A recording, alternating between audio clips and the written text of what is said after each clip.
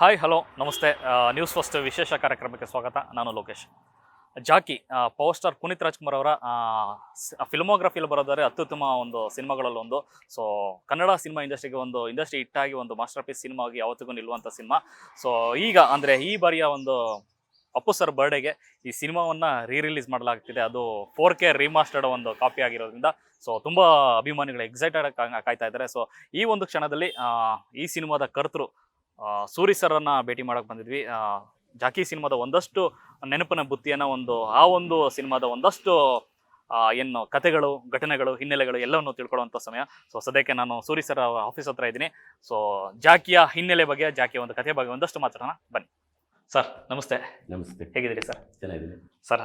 ಮತ್ತೆ ಜಾಕಿ ಸಂಭ್ರಮ ಮನೆ ಮಾಡಿದೆ. ಮತ್ತೆ ಆ ಸಿನಿಮಾನ ನೆನಪಿಸ್ಕೊಳ್ಳುವಂಥ ಒಂದು ಸಮಯ. ರಿಲೀಸ್ ಆಗ್ತದೆ ಅಂದರೆ ಅಪ್ಪು ಸರ್ ಬರ್ಡೇ ಸಂಭ್ರಮದಲ್ಲಿ. ಸೊ ಜಾಕಿ ಬಗ್ಗೆ ಒಂದಷ್ಟು ಕುತೂಹಲದ ಮಾಹಿತಿಗಳು, ಅಂದರೆ 14 ವರ್ಷ ಆಗಿದೆ, ಗೊತ್ತಿರೋಂಥ ಒಂದಷ್ಟು ವಿಷಯ, ಗೊತ್ತಿಲ್ಲದ ಒಂದಷ್ಟು ವಿಷಯ ನಿಮ್ಮ ಹತ್ರ ತಗೊಳ್ಳೋಣ ಅಂತ ಭಾಳ ಇಂಟ್ರೆಸ್ಟಿಂಗ್ ಪ್ರಶ್ನೆಗಳ ಜೊತೆ ಬಂದಿದ್ದೀನಿ ಸರ್.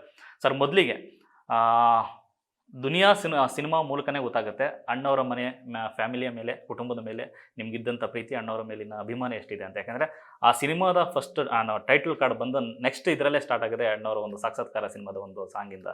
ಸೊ ಆ ಅಭಿಮಾನ ಇಟ್ಕೊಂಡಂಥ ಒಬ್ಬ ನಿರ್ದೇಶಕರಾಗಿ ಎಗೇನ್ ಅವರ ಕುಟುಂಬದ ದೊಡ್ಡ ಒಂದು ಪವರ್ ಪುನೀತ್ ರಾಜ್ಕುಮಾರ್ಗೆ ಡೈರೆಕ್ಷನ್ ಮಾಡುವಂಥ ಅವಕಾಶ ಹಿಂಗೆ ಸಿಕ್ತು ಅಂತ ಮೊದಲಿಗೆ? ಸರ್ನ ನೋಡ್ತಿದ್ದೆ ನಾನು. ಅಂದರೆ ಸಿನಿಮಾದಲ್ಲಿ ಕೆಲಸ ಮಾಡುವಾಗ, ಅಂದರೆ ಬಿಗಿನಿಂಗ್ ಸ್ಟೇಜಲ್ಲಿ ರಂಗ SLC ಮಾಡಬೇಕಾದ್ರೆ ಸರ್ದು ಆಲ್ರೆಡಿ ಅಪ್ಪು ರಿಲೀಸ್ಗೆ ಹಂತದಲ್ಲಿತ್ತು. ಸುಂಟ್ರುಗಾಳಿ ಮಾಡೋಷ್ಟರಲ್ಲಿ, ದರ್ಶನ್ ಅವ್ರದ್ದು ಸುಂಟ್ರುಗಾಳಿ ಮಾಡೋಷ್ಟರಲ್ಲಿ ಅವ್ರದ್ದು ಅರಸು ಎಲ್ಲ ಅಂದರೆ ನನ್ನ ದುನಿಯಾ ಟೈಮಲ್ಲಿ ಅರಸು ಬರೋ ಟೈಮಲ್ಲಿ ದುನಿಯಾ, ಅಂದರೆ ನನಗೆ ದುನಿಯಾ ನೋಡಿದ್ಮೇಲೆ ಸರ್ ಕರೆಸ್ಕೊಂಡ್ರು. ಇಡೀ ಅಂದರೆ ರಾಘಣ್ಣ ಮನೆಯವರೆಲ್ಲ ಕರೆಸಿ ಒಂದು ಪುಟ್ಟು ಸಂಭ್ರಮ, ಅಂದರೆ ಸಿನಿಮಾ ಮಾಡಿ ಅಂತ. ಸಿನಿಮಾ ಮಾಡಿ ಅಂದಾಗ ನಾನು 2 ವರ್ಷ ಸಿನಿಮಾ ಮಾಡೋಕ್ಕಾಗಲಿಲ್ಲ. ಅಂದರೆ ಇಂತಿನ ಪ್ರೀತಿಯ ಮತ್ತು ಜಂಗ್ಲಿ ಮಾಡೋವರೆಗೂ ನಾನು ಸರ್ನ ಒಡನಾಟ ಇತ್ತು, ಭೇಟಿ ಮಾಡ್ತಿದ್ದೆ, ಮಾತಾಡ್ತಿದ್ದೆ. ಬಟ್ ಸಿನಿಮಾ ಮಾಡೋಕ್ಕೆ ಅಷ್ಟು ಇದಿರಲಿಲ್ಲ. ನನಗೆ 2 ಹೆಲ್ಪ್ ಆಗಿದೆ ಏನಂದರೆ, ಅವತ್ತಿಗೆ ಎಲ್ಲ ಸೂಪರ್ ಸ್ಟಾರ್ಗಳೇ. ಅಂದರೆ ನಮಗೆ ಉಪ್ಪಿ ಸರ್ ಬಂದು ನಿಂತಿದ್ದಾರೆ, ಈ ಕಡೆ ದೊಡ್ಡ ಸ್ಟಾರ್ಗಳು, ಈ ಕಡೆ ದರ್ಶನ್ ಅವ್ರದ್ದು ಸಿನಿಮಾ ಮುಗಿಸಿದ್ದೀವಿ, ನನಗೆ ಸುದೀಪ್ ಅವ್ರದ್ದು ಸಿನಿಮಾ ಆಗಿದೆ. ನನಗೆ ಆ 2 ಅನುಭವ ಇದೆ. ಒಂದು ಹೊಸ ಹುಡುಗನ ಇಟ್ಕೊಂಡು ಒಂದು ಸಿನಿಮಾ ಮಾಡಿದ್ದು ಅನುಭವ ಇದೆ, ಮಯೂರಿಗೆ ಸಿನಿಮಾ ಮಾಡಿದ್ದೀವಿ. ಈ ಕಡೆ ತುಷಾರ್ ರಂಗನಾಥ್ ಅಪ್ಪು ಸರ್ಗೆಲ್ಲ ಬರೀತಿದ್ದಾರೆ, ದರ್ಶನ್ ಸರ್ಗೆ ಬರೀತಿದ್ದಾರೆ, ಅವ್ರುಗಳ ಜೊತೆ ಕೆಲಸ ಮಾಡ್ತೀವಿ. ಸಾಧು ಸರ್ ಗೊತ್ತಿದ್ದಾರೆ, ನನಗೆ ಕಡೂರು ಉಮೇಶ್ ಅವ್ರು ಗೊತ್ತಿದ್ದಾರೆ, ಎಲ್ಲ ದೊಡ್ಡವ್ರು ಗೊತ್ತಿದ್ದಾರೆ. ಬಟ್ ಅಪ್ಪು ಸರ್ಗೆ ಸಿನಿಮಾ ಮಾಡಬೇಕು ಅನ್ನೋದು ನನ್ನ ತಲೆಯಲ್ಲಿರಲಿಲ್ಲ. ನನಗೇನು ಒಂದು ಸಿನಿಮಾ ಮಾಡಬೇಕು, ಅದು ದುನಿಯಾ ನೋಡ್ಬಿಟ್ಟು ಅವರು ಸಿನಿಮಾ ಮಾಡಿ ಅಂತ ಹೇಳಿದ್ರು. ನನಗೆ ತಿರ್ಗಾ ಸ್ಟಾರ್ಗೆ ಹೇಗೆ ಅಂತ, ಅಂದರೆ ಅಪ್ಪು ನಮಗೆ ದೊಡ್ಡ ಸ್ಟಾರು, ಅಷ್ಟು ದೊಡ್ಡ, ಅಂದರೆ ರಾಜ್ಕುಮಾರ್ ಅವರ ಮಗನಿಗೆ ಹೇಗೆ ನಾನು ಡೈರೆಕ್ಷನ್ ಮಾಡೋದು, ಅಂದರೆ ಯಾವ ರೀತಿ ಕತೆ ತೊಗೊಳೋದು. ನಾನು ಕಂಟಿನ್ಯೂಸ್ ಆಗಿ ಅವ್ರದ್ದೆಲ್ಲ ಸಿನಿಮಾ, ಅಂದರೆ ಚಿಕ್ಕ ವಯಸ್ಸಿಂದ ಇರೋ ಎಲ್ಲ ಸಿನಿಮಾ ನೋಡ್ಕೊಂಡು ಬಂದಿದ್ದೀವಿ ನಾವು. ಅವರ ಏಜಷ್ಟೇ ಏಜು. ನಾವು ಅವ್ರ ಸಾಂಗ್ನ ಎಲ್ಲಾದರೂ ಒಂದು ಸ್ವಲ್ಪ ತಂದೆ ಮುಂದೆನೋ ತಾಯಿ ಮುಂದೆನೋ ಹೇಳಿದ್ರೆ ಖುಷಿಪಟ್ಟು ದುಡ್ಡು ಕೊಡೋರು. ಈಗ ಹೋಗಿ ವಾಪಸ್ಸು, ಅಂದರೆ ನನಗದು ಏನಾಗಿದ್ದು ಅಂದರೆ, ಜಂಗ್ಲಿ ಟೈಮಲ್ಲಿ ನನಗೆ ರಾಕ್ಲಿನ್ ಸರ್ ಹೇಳ್ತಾರೆ, ಅದು ಜಂಗ್ಲಿ ಚೆನ್ನಾಗಾಗತ್ತೆ, ನಮಗೆ ಸಾಂಗ್ಸ್ ಎಲ್ಲ ಚೆನ್ನಾಗಾಗುತ್ತೆ. ಆ ಟೀಮ್ ಜೊತೆಗಿದ್ದಾಗ ನನಗೆ ರಾಕ್ಲಿನ್ ಸರ್ ಹೇಳ್ತಾರೆ, ನೀನು ಅಪ್ಪು ಸರ್ಗೆ ಸಿನಿಮಾ ಮಾಡು, ಚೆನ್ನಾಗಿರುತ್ತೆ. ನಾನು ಹೇಳ್ತಾನೆ ಇದ್ದಾರೆ, ನನ್ನ ಕೈಲಿ ಏನು ಮಾಡಬೇಕು ಗೊತ್ತಾಗ್ತಿಲ್ಲ. 2 ವರ್ಷದಿಂದ ಲೈನಪ್ ಆಗ್ತಾನೆ ಇದೆ, ಆದರೆ ಏನೂ ತೊಗೊಂಡೋಗಿ ಹೇಳ್ತಾ ಇಲ್ಲ. ನಾನು ಭೇಟಿ ಮಾಡ್ತೀವಿ, ಸುಮ್ಮನೆ ಬಿಡ್ತೀವಿ. ಅದು ಜಂಗ್ಲಿ ಆದಮೇಲೆ ಒಂದು ಧೈರ್ಯ ಬಂತು. ಜಂಗ್ಲಿ ಜನ ತೊಗೊಂಡಿದ್ದ ರೀತಿಗೆ, ಸಾಂಗ್ಸ್ ಆಗಿದ್ದ ರೀತಿಗೆ ನನಗೊಂದು ದೊಡ್ಡ ಧೈರ್ಯ ಬಂತು. ನಾನು ಹೋಗಿ ಸರ್ ಹತ್ರ ತಿರ್ಗಾ ಭೇಟಿಗಳು ಶುರುವಾಯಿತು. ಆವಾಗ ಹೇಳಿದ ಕಥೆಗಳು ಪಾರ್ವತಮ್ಮ ಅವರು ಅವಾಗ ಕರೆಸಿ ನನಗೆ ಆ ಮನೆಯಲ್ಲಿ ದೊಡ್ಡ ಕೂರುವಂಥ ಜಾಗಗಳು, ವಿಷಯಗಳು ಗೊತ್ತಾಗಿ, ಕಥೆಗಳು ಹೀಗೆ ಹೇಳಬೇಕು ಅದೆಲ್ಲವೂ ಇತ್ತಲ್ಲ. ನನಗದು ತುಂಬ ಅಂದರೆ ಆ ಮನೆಗೂ ಕಥೆ ಹೇಳೋದಿದೆಯಲ್ಲ, 2-3 ಕಥೆಗಳು ಚೇಂಜ್ ಮಾಡೋದು, ಟೈಟ್ಲುಗಳು ಚೇಂಜ್ ಮಾಡೋದು. ನನಗೆ ಅಮ್ಮ ಓಕೆ ಮಾಡಿ ಟೈಟ್ಲು ಜಾಕಿ ಅನ್ನೋದು. ಅವಾಗ ನನ್ನ ಗೆಳೆಯರು ಅಂತ ಇದ್ದಿದ್ದು ಸೀನಿ ಸರು, ಸಿನಿಮಾ ಇದರಲ್ಲಿ ಸೀನಿ ಸರ್ ಇದ್ದರು, ಯೋಗೇಶ್ ಸರ್ ಇದ್ದರು, ಈ ಕಡೆ ವಿಕಾಸ್ ಅಂತ ನಮ್ಮ ಜೊತೆಗೆ ಅವಾಗಿಂದನೂ ಕೆಲಸ ಮಾಡ್ತಿದ್ರು, ರವಿ ಅಂತಿದ್ರು. ನಾನು ಸಿನಿ ಸರ್ ಮತ್ತು ರವಿ ಅವರು ಸೇರಿ ಒಂದಷ್ಟು ಬರವಣಿಗೆಗೆ ಹೊರಗಡೆ ಹೋಗಿ ವಾಪಸ್ ಬಂದು ನಾವು ಕಥೆನ ಕತೆ ಹೇಳಿದಾಗ ಅಲ್ಲಿ ರಾಜೀವ ಅಂತ ಒಬ್ಬರಿದ್ದು. ಅವಾಗ ನಮಗೆ ಬಿ ಸುರೇಶ್ ಅವ್ರದ್ದು ಟಪೋರಿ ಟೈಮಿಂದ ಒಬ್ಬ ರಾಜೀವ ಅಂತಿದ್ರು. ಅವರು ಎಲ್ಲ ಸೇರಿ ಒಂದಷ್ಟು ಎಳೆಗಳನ್ನ ನಾವು ಹೇಳ್ತಾ ಹೋಗಿ ಕೊನೆಗೆ ಅದು ಹ್ಯೂಮನ್ ಟ್ರಾಫಿಕಿಂಗ್ದು ಒಂದಷ್ಟು ವಿಷಯಗಳು ಬಂದಾಗ ಅದೇ ಸ್ಟಾರ್ಗೆ ಹೇಗೆ ಮಾಡ್ಬೋದು. ನನ್ನಲ್ಲಿದ್ದು ಸಣ್ಣ ತುಂಬ ಲೋಕಲಾಗಿ ತೋರಿಸ್ಬೇಕು. ನಮಗೆ ತುಂಬ ಹೆದರಿಕೆ ಇತ್ತು ಆ ಟೈಮಲ್ಲಿ, ಹೆಂಗೆ ಅಷ್ಟು ಲೋಕಲಾಗಿ ಹೇಗೆ ತೊಗೊತಾರೆ ಅಂತ ಗೊತ್ತಿಲ್ಲ. ಅಂದರೆ ಜಾಕಿ ರಿಲೀಸ್ ಆದಾಗ ಒಂದು ವಿಷಯ ಇದೆ, ನಮಗೆ ಇನ್ನೇನು ಮಾರ್ನಿಂಗ್ ಶೋ ನಾವು ಆಚೆ ಬಂದು ರಿಸಲ್ಟ್ ಏನು ಅಂತ ಕೇಳಿದ್ರೆ ರಿಸಲ್ಟ್ ಅವತ್ತಿಗೆ ಉಲ್ಟಾ ಇತ್ತು. ಅಂದರೆ ಅಪ್ಪು ಅವ್ರ ಕೈಲಿ ಕೋಳಿ ಕೊಟ್ಬಿಟ್ಟಿದ್ದಾರೆ, ಅಪ್ಪು ಅವ್ರಿಗೆ ಅವೇ ಚಪ್ಪಲಿ ಹಾಕ್ಬಿಟ್ಟಿದ್ದಾರೆ, ಅಂದರೆ ತುಂಬ ಅವ್ರನ್ನ ಲೋಕಲಾಗಿ ನಿಲ್ಲಿಸ್ಬಿಟ್ಟಿದ್ದಾರೆ, ಇದು ಚೆನ್ನಾಗಿಲ್ಲ ಅಂತ. ನಮಗೆ ಅದ್ರ ಹಿಂದೆ ತುಂಬ ವರ್ಕ್ ನೋಡಿದ್ದೀವಿ ಸರ್ದು. ನಾವೇನಾದರೂ ತಪ್ಪು ಮಾಡ್ಬಿಟ್ವಾ ಅಂದರೆ ನಮ್ಮ ಜಡ್ಜ್ಮೆಂಟು ಅವಾಗ ಸತ್ಯ ಹೆಗಡೆ, ಈ ಕಡೆ ಹರಿಕೃಷ್ಣ ಅವರು, ಯೋಗರಾಜ್ ಸರ್ ಪೂರ್ತಿ ಸಾಂಗ್ಗಳು ಮಾಡಿದ್ದಾರೆ. ತುಂಬ ಜನರದ್ದು ವರ್ಕ್ ಇತ್ತು, ಅಂದರೆ ಒಬ್ಬಿಬ್ಬರಲ್ಲ, ದೊಡ್ಡ ಟೆಕ್ನಿಷಿಯನ್ ಬಳಗ ಅದು. ಆ್ಯಂಡ್ ಈ ಕಡೆ ಮಾಧ್ಯಮನೂ ಕೂಡ ಎಲ್ಲರೂ ನಿಂತಿದ್ರಲ್ಲ, ಅದೊಂದು ಸಿಡಿಬೇಕು ಹಿಂಗೆ ಅಂತ. ಆದರೆ ಅದು ನಮಗೆ ಮಧ್ಯಾಹ್ನ ಎಲ್ಲ ತುಸಾಗೋ ಮೂವ್ಮೆಂಟ್, ಅಂದರೆ ಏನೋ ಆಗ್ತಿದೆ ಇದು ಸರೋಗ್ತಾ ಇಲ್ವೇನೋ ಅಂತ. ಬಟ್ ಅದು ಆದಮೇಲೆ ತೊಗೊಂಡಿದ್ದ ರೀತಿಯೇ ಬೇರೆ ಅದು. ಅಂದರೆ ಎಷ್ಟೋ ಶೋಗಳು ಹೌಸ್ಫುಲ್ ಆಯಿತು, ಏನೇನೋ ವಿಷಯಗಳಾಯಿತು. ಅಂದರೆ ಅಪ್ಪು ಸರು ಅದು ಅವ್ರನ್ನ ನೋಡಿ ಮಾಡಿದಂಥ ಕತೆ ಅಂತ ಹೇಳ್ಬೋದು. ಅಂದರೆ ಒಂದು ವಿಷಯ, ಅದಕ್ಕೆ ದುನಿಯಾನು ತುಂಬ ಹೆಲ್ಪ್ ಮಾಡೋದು ನನಗೆ. ದುನಿಯಾ ಮಾಡಬೇಕಾದ್ರೆ ನನಗೆ ಇಡೀ ರಾಜ್ಕುಮಾರ್ ಅವರು ಸಿನಿಮಾಗಳನ್ನ ಅಭ್ಯಾಸ ಮಾಡಿದ್ದೊಂದು, ಅಂದರೆ ಬಂಗಾರದ ಪಂಜರ ಇರ್ಬೋದು, ಸಾಕ್ಷಾತ್ಕಾರ, ಅಂದರೆ ವ್ಯಾಲ್ಯೂಸ್ ಇರುವಂಥ ಸಿನಿಮಾಗಳನ್ನ ಯಾಕೆ ಅವಾಗ ಈ ರೀತಿ ನೋಡ್ತಿದ್ರು. ನಿಮ್ಗೆ ದುನಿಯಾ ನೋಡಿದ್ರೆ ದುನಿಯಾದಲ್ಲೂ ಅದನ್ನು ತರಕ್ಕೆ ಟ್ರೈ ಮಾಡ್ತೀವಿ. ಅದೇ ಥರ ನಾವು ಜಾಕಿಲೂ ತುಂಬ ವಿಷಯ ತಂದು ಅದನ್ನು ಅಪ್ಪು ಸರ್ಗೆ ಹೇಳುವಾಗ ನಮಗಿದ್ದೇನೆಂದರೆ, ನನಗೆ ಎಲ್ಲ ಈ ಕಡೆ ಒಂದಷ್ಟು ಜನರ ಜೊತೆ ವರ್ಕ್ ಮಾಡಿರೋದ್ರಿಂದ ನನಗೆ ತುಂಬ ಈಸಿ ಆಯಿತು. ಅಂದರೆ ಅಪ್ಪು ಸರ್ ಹೇಗೆ ಅಂದರೆ ಅದನ್ನು, ಅಂದರೆ ಸೀನ್ ಓದಬೇಕಾದ್ರೇ ಫೀಲ್ ಆಗುತ್ತೆ, ಇವರು ಈ ಸೀನ್ ಇಷ್ಟು ನೀಟಾಗಿ ಮುಗಿಸ್ಕೊಡ್ತಾರೆ. ಅಷ್ಟು ಶಿಸ್ತು ಮತ್ತು ಅಷ್ಟು, ಅಂದರೆ ಮನುಷ್ಯ ಅಂತ ಕರಿಬೋದಲ್ಲ, ಅಂದರೆ ಒಬ್ಬ ಅದ್ಭುತ ಮನುಷ್ಯ. ಈ ರೀತಿ ಅಂದರೆ ಅವಾಗ ಅಮ್ಮ ಇದ್ದಿದ್ದು, ರಾಘಣ್ಣ ಕೊಟ್ಟಂಥ, ಅಂದರೆ ತುಂಬ ಸ್ವತಂತ್ರ ಅದು. ಅಂದರೆ ನೀವು ಮಾಡು, ಸಿನಿಮಾ ಮಾಡು, ನೀನು ಸ್ಟೈಲಲ್ಲಿ ಮಾಡು. ಕೊನೆಗೆ ಬಂದು ನಾವು ಅಂದರೆ ಫಾರಿನ್ದು ಒಂದಷ್ಟು ಶೂಟ್ಗಳಿರ್ಬೋದು, ನಮಗೆ ಅವಾಗ ಇಮ್ರಾನ್ ಮಾಸ್ಟ್ರು ತುಂಬ ಹೆಲ್ಪ್ ಮಾಡಿ, ಮತ್ತು ಸಾನಿಯಾ ಅವರು, ಅವ್ರ ಮಿಸ್ಸಸ್ಸು, ಅಂದರೆ ತುಂಬ ಜನ ಅವಾಗ ಸೇರಿಕೊಂಡಿದ್ರು. ತುಂಬ ವಿಷಯಗಳಿತ್ತು. ಅಂದರೆ ಸಾಂಗ್ ಮಾಡಿದ್ದು ವಿಶೇಷವಾಗಿತ್ತು, ಹೊರಗಡೆ ಹೋಗಿ ಸಾಂಗ್ ಮಾಡಿದ್ದು ಅವಾಗ ತುಂಬ ವಿಶೇಷವಾಗಿತ್ತು. ಸರ್, ಜಾಕಿ ಸಿನಿಮಾದ ಕಥೆಯನ್ನು ಸಿದ್ಧ ಮಾಡಿಕೊಂಡು ಅಪ್ಪು ಸರ್ ಮುಂದ್ಗಡೆ ಹೇಳಿದಾಗ, ಯಾಕಂದರೆ ಇಂದಿನ ಪಾತ್ರಗಳಿಗೆ ತುಂಬ ಡಿಫ್ರೆಂಟ್ ಇತ್ತಿದ್ದು. ಯಾಕಂದರೆ ವೀರ ಕನ್ನಡಿಗ, ರಾಜ್ ಸಿನಿಮಾಗಳಲ್ಲಿ ಒಂದಷ್ಟು ಇತ್ತು, ಅಂದರೆ ಔಟ್ ಆಫ್ ದಿ ಬಾಕ್ಸ್ ಇರೋಂಥ ಕ್ಯಾರೆಕ್ಟರ್ಗಳು ಕಾಣಿಸ್ಕೊಂಡಿದ್ರು. ಬಟ್ ಇದು ತೀರಾ ವಿಭಿನ್ನ. ಅವರ ಮ್ಯಾನರಿಸಮ್ ಆಗಲಿ ಅಥವಾ ಮಾತಾಡೋ ಸ್ಪೀಡ್ ಆಗಲಿ, ಅಲ್ಲೇ ಪಟ್ಟಂತ ಕೌಂಟರ್ ಕೊಡೋ ಪಾತ್ರ ಆಗಿರುತ್ತೆ. ಸೊ ಅಪ್ಪು ಸರ್ ಈ ಸಿನಿಮಾದ ಕಥೆ ಕೇಳಿದಾಗ ಫಸ್ಟ್ ರಿಯಾಕ್ಷನ್ ಏನಿತ್ತು? ಅವ್ರು ಇಷ್ಟಪಟ್ಟಿದ್ದು ದುನಿಯಾ, ಅಂದರೆ ಈ ರೀತಿಯ ಶೈಲಿ ಸಿನಿಮಾಗಳು ನೀವು ಮಾಡ್ತೀರ ಅನ್ನೋ ಕಾರಣಕ್ಕೆ ನನ್ನನ್ನು ತುಂಬ ಇಷ್ಟಪಡೋರು ಅವರು. ಅಂದರೆ ಭೇಟಿಯಾದಾಗೆಲ್ಲ ಅದೇ ಜಾಸ್ತಿ ಇರ್ತಿತ್ತು, ತುಂಬ ಲೋಕಲ್ ಬಗ್ಗೆ ಮಾತಾಡೋದು. ನಾವು ಜಾನಕಿರಾಮನ್ ಕ್ಯಾರೆಕ್ಟರ್ ಹೇಳಿದಾಗ ಅವನಿಗೆ ಎಲ್ಲವೂ ಅಂದರೆ ಹೀಗಿರ್ತಾನೆ ಅನ್ನೋ ಒಂದಷ್ಟು ವಿಷಯಗಳು ಅವರಿಗೆ ವಿಶೇಷ ಅಲ್ಲ. ಆ್ಯಕ್ಚುಲಿ ಅಪ್ಪು ಸರ್ ತುಂಬ ಲೋಕಲ್ ಆಗಿದ್ದರು. ನಾವು ಹೇಳ್ಬೋದು ಅವ್ರಿಗೆ ಏನೂ ಗೊತ್ತಿಲ್ಲ ಅಂತ, ಅದೆಲ್ಲ ಸುಳ್ಳು. ಅಂದರೆ ತುಂಬ ಲೋಕಲ್, ಅವ್ರ ಗ್ಯಾಂಗೇ ಹಂಗಿತ್ತು. ಆ ಗ್ಯಾಂಗ್ ಹಂಗಿದ್ದಾಗ ಮತ್ತು ಅವ್ರಿಗೆ ಊರಿನ ಪರಿಸರ ಎಲ್ಲ ಗೊತ್ತು, ಒಬ್ಬ ಮನುಷ್ಯನ ಹೇಗೆ ಮಾತಾಡಿಸ್ಬೇಕು ಅವನ ಭಾಷೆಯಲ್ಲಿ ಎಲ್ಲವೂ ಗೊತ್ತಿತ್ತು. ಅದನ್ನು ನಾವು ಪಾತ್ರ ಅಂತ ಹೇಳಿದಾಗ ಅವ್ರಿಗಿದ್ದೇನು ಅಂದರೆ ಇದನ್ನು ಇನ್ನೆಷ್ಟು ರಿಯಲಿಸ್ಟಿಕ್ಕಾಗಿ ಇವರು ಟ್ರೈ ಮಾಡ್ತಾರೆ ಅನ್ನೋದು ಅವ್ರಿಗೆ ಚಾಲೆಂಜಿಂಗ್. ನಾವು ಅಂದರೆ ಅದರಲ್ಲಿದ್ದು ತುಂಬ ಜಾಗಗಳಿಗೆ ಹೋಗಿ ತೊಗೊಂಡೋಗಿ ನಿಲ್ಲಿಸ್ಬೇಕಾಗತ್ತೆ ಶೂಟಿಗೆ, ಅಲ್ಲಿರೋ ಕ್ರೌಡ್ಗೆ ಹೇಗೆ ಅಂತ. ನಮಗಿದ್ದೇನೆಂದರೆ ಅಪ್ಪು ಸರ್ಗೆ ಆ ರೀತಿ ತೊಂದರೆಗಳಾಗಲ್ಲ ಅಂತ ತುಂಬ ಧೈರ್ಯವಾಗಿ ಹೆಜ್ಜೆ ಇಡ್ತಾ ಇದ್ದೆ ನಾನು. ಅಂದರೆ ಕೊನೆ ನಾನು ಈಗ ನಾವು ದೊಡ್ಡ ಮನೆ ಹುಡುಗ ಸಾಂಗ್ ಮಾಡಬೇಕಾದ್ರೂ ಅಂದರೆ ತುಂಬಾ ಜನರ ಜೊತೆಗೆ ಒಳಗಡೆ ಹೋಗಿ ಆಚೆ ಬರುವಷ್ಟು ಗೊತ್ತಿತ್ತು ಅವ್ರಿಗೆ. ಅಂದರೆ ಅವ್ರ ಜೊತೆಗೆ ತುಂಬ ಒಳ್ಳೆಯ ಒಡನಾಟ ಇತ್ತು. ಆ ಕಾರಣಕ್ಕೆ ಶೂಟ್ ನಮಗೆ ಈಸಿ. ಸರಿ, ವಿಷಯ ಏನು ಅಂದರೆ ಅಷ್ಟು ಪವರ್ಫುಲ್ಲಾಗಿ ಫೈಟು ಮತ್ತು ಡ್ಯಾನ್ಸ್ ಇರೋರನ್ನ ನಾವು ಹೇಗೆ ಬಳಸ್ಕೊತೀವಿ ಅಂತ ನಾನು ಇವತ್ತಿಗೂ ಕಾಣಿಸಲ್ಲ ನನಗೆ. ಅಷ್ಟು ಎನರ್ಜಿ ಇರೋ ಹುಡುಗರು ಅಂದರೆ ಇಲ್ಲ, ನೋಡ್ತಿದ್ದಂಗೆ ಅನಿಸುತ್ತೆ ಗೊತ್ತಾ, ಬರೀಬೇಕು ಅಥವಾ ಸಿನಿಮಾ ಮಾಡಬೇಕು. ಆ ರೀತಿ ಜಾಕಿ ಒಂದು ದೊಡ್ಡ ಚಾಲೆಂಜು, ಅಂದರೆ ಟೋಟಲ್ ಈ ಕಡೆ ಟೆಕ್ನಿಷಿಯನ್ ಬಳಗಕ್ಕೆ ಚಾಲೆಂಜ್ ಅದು.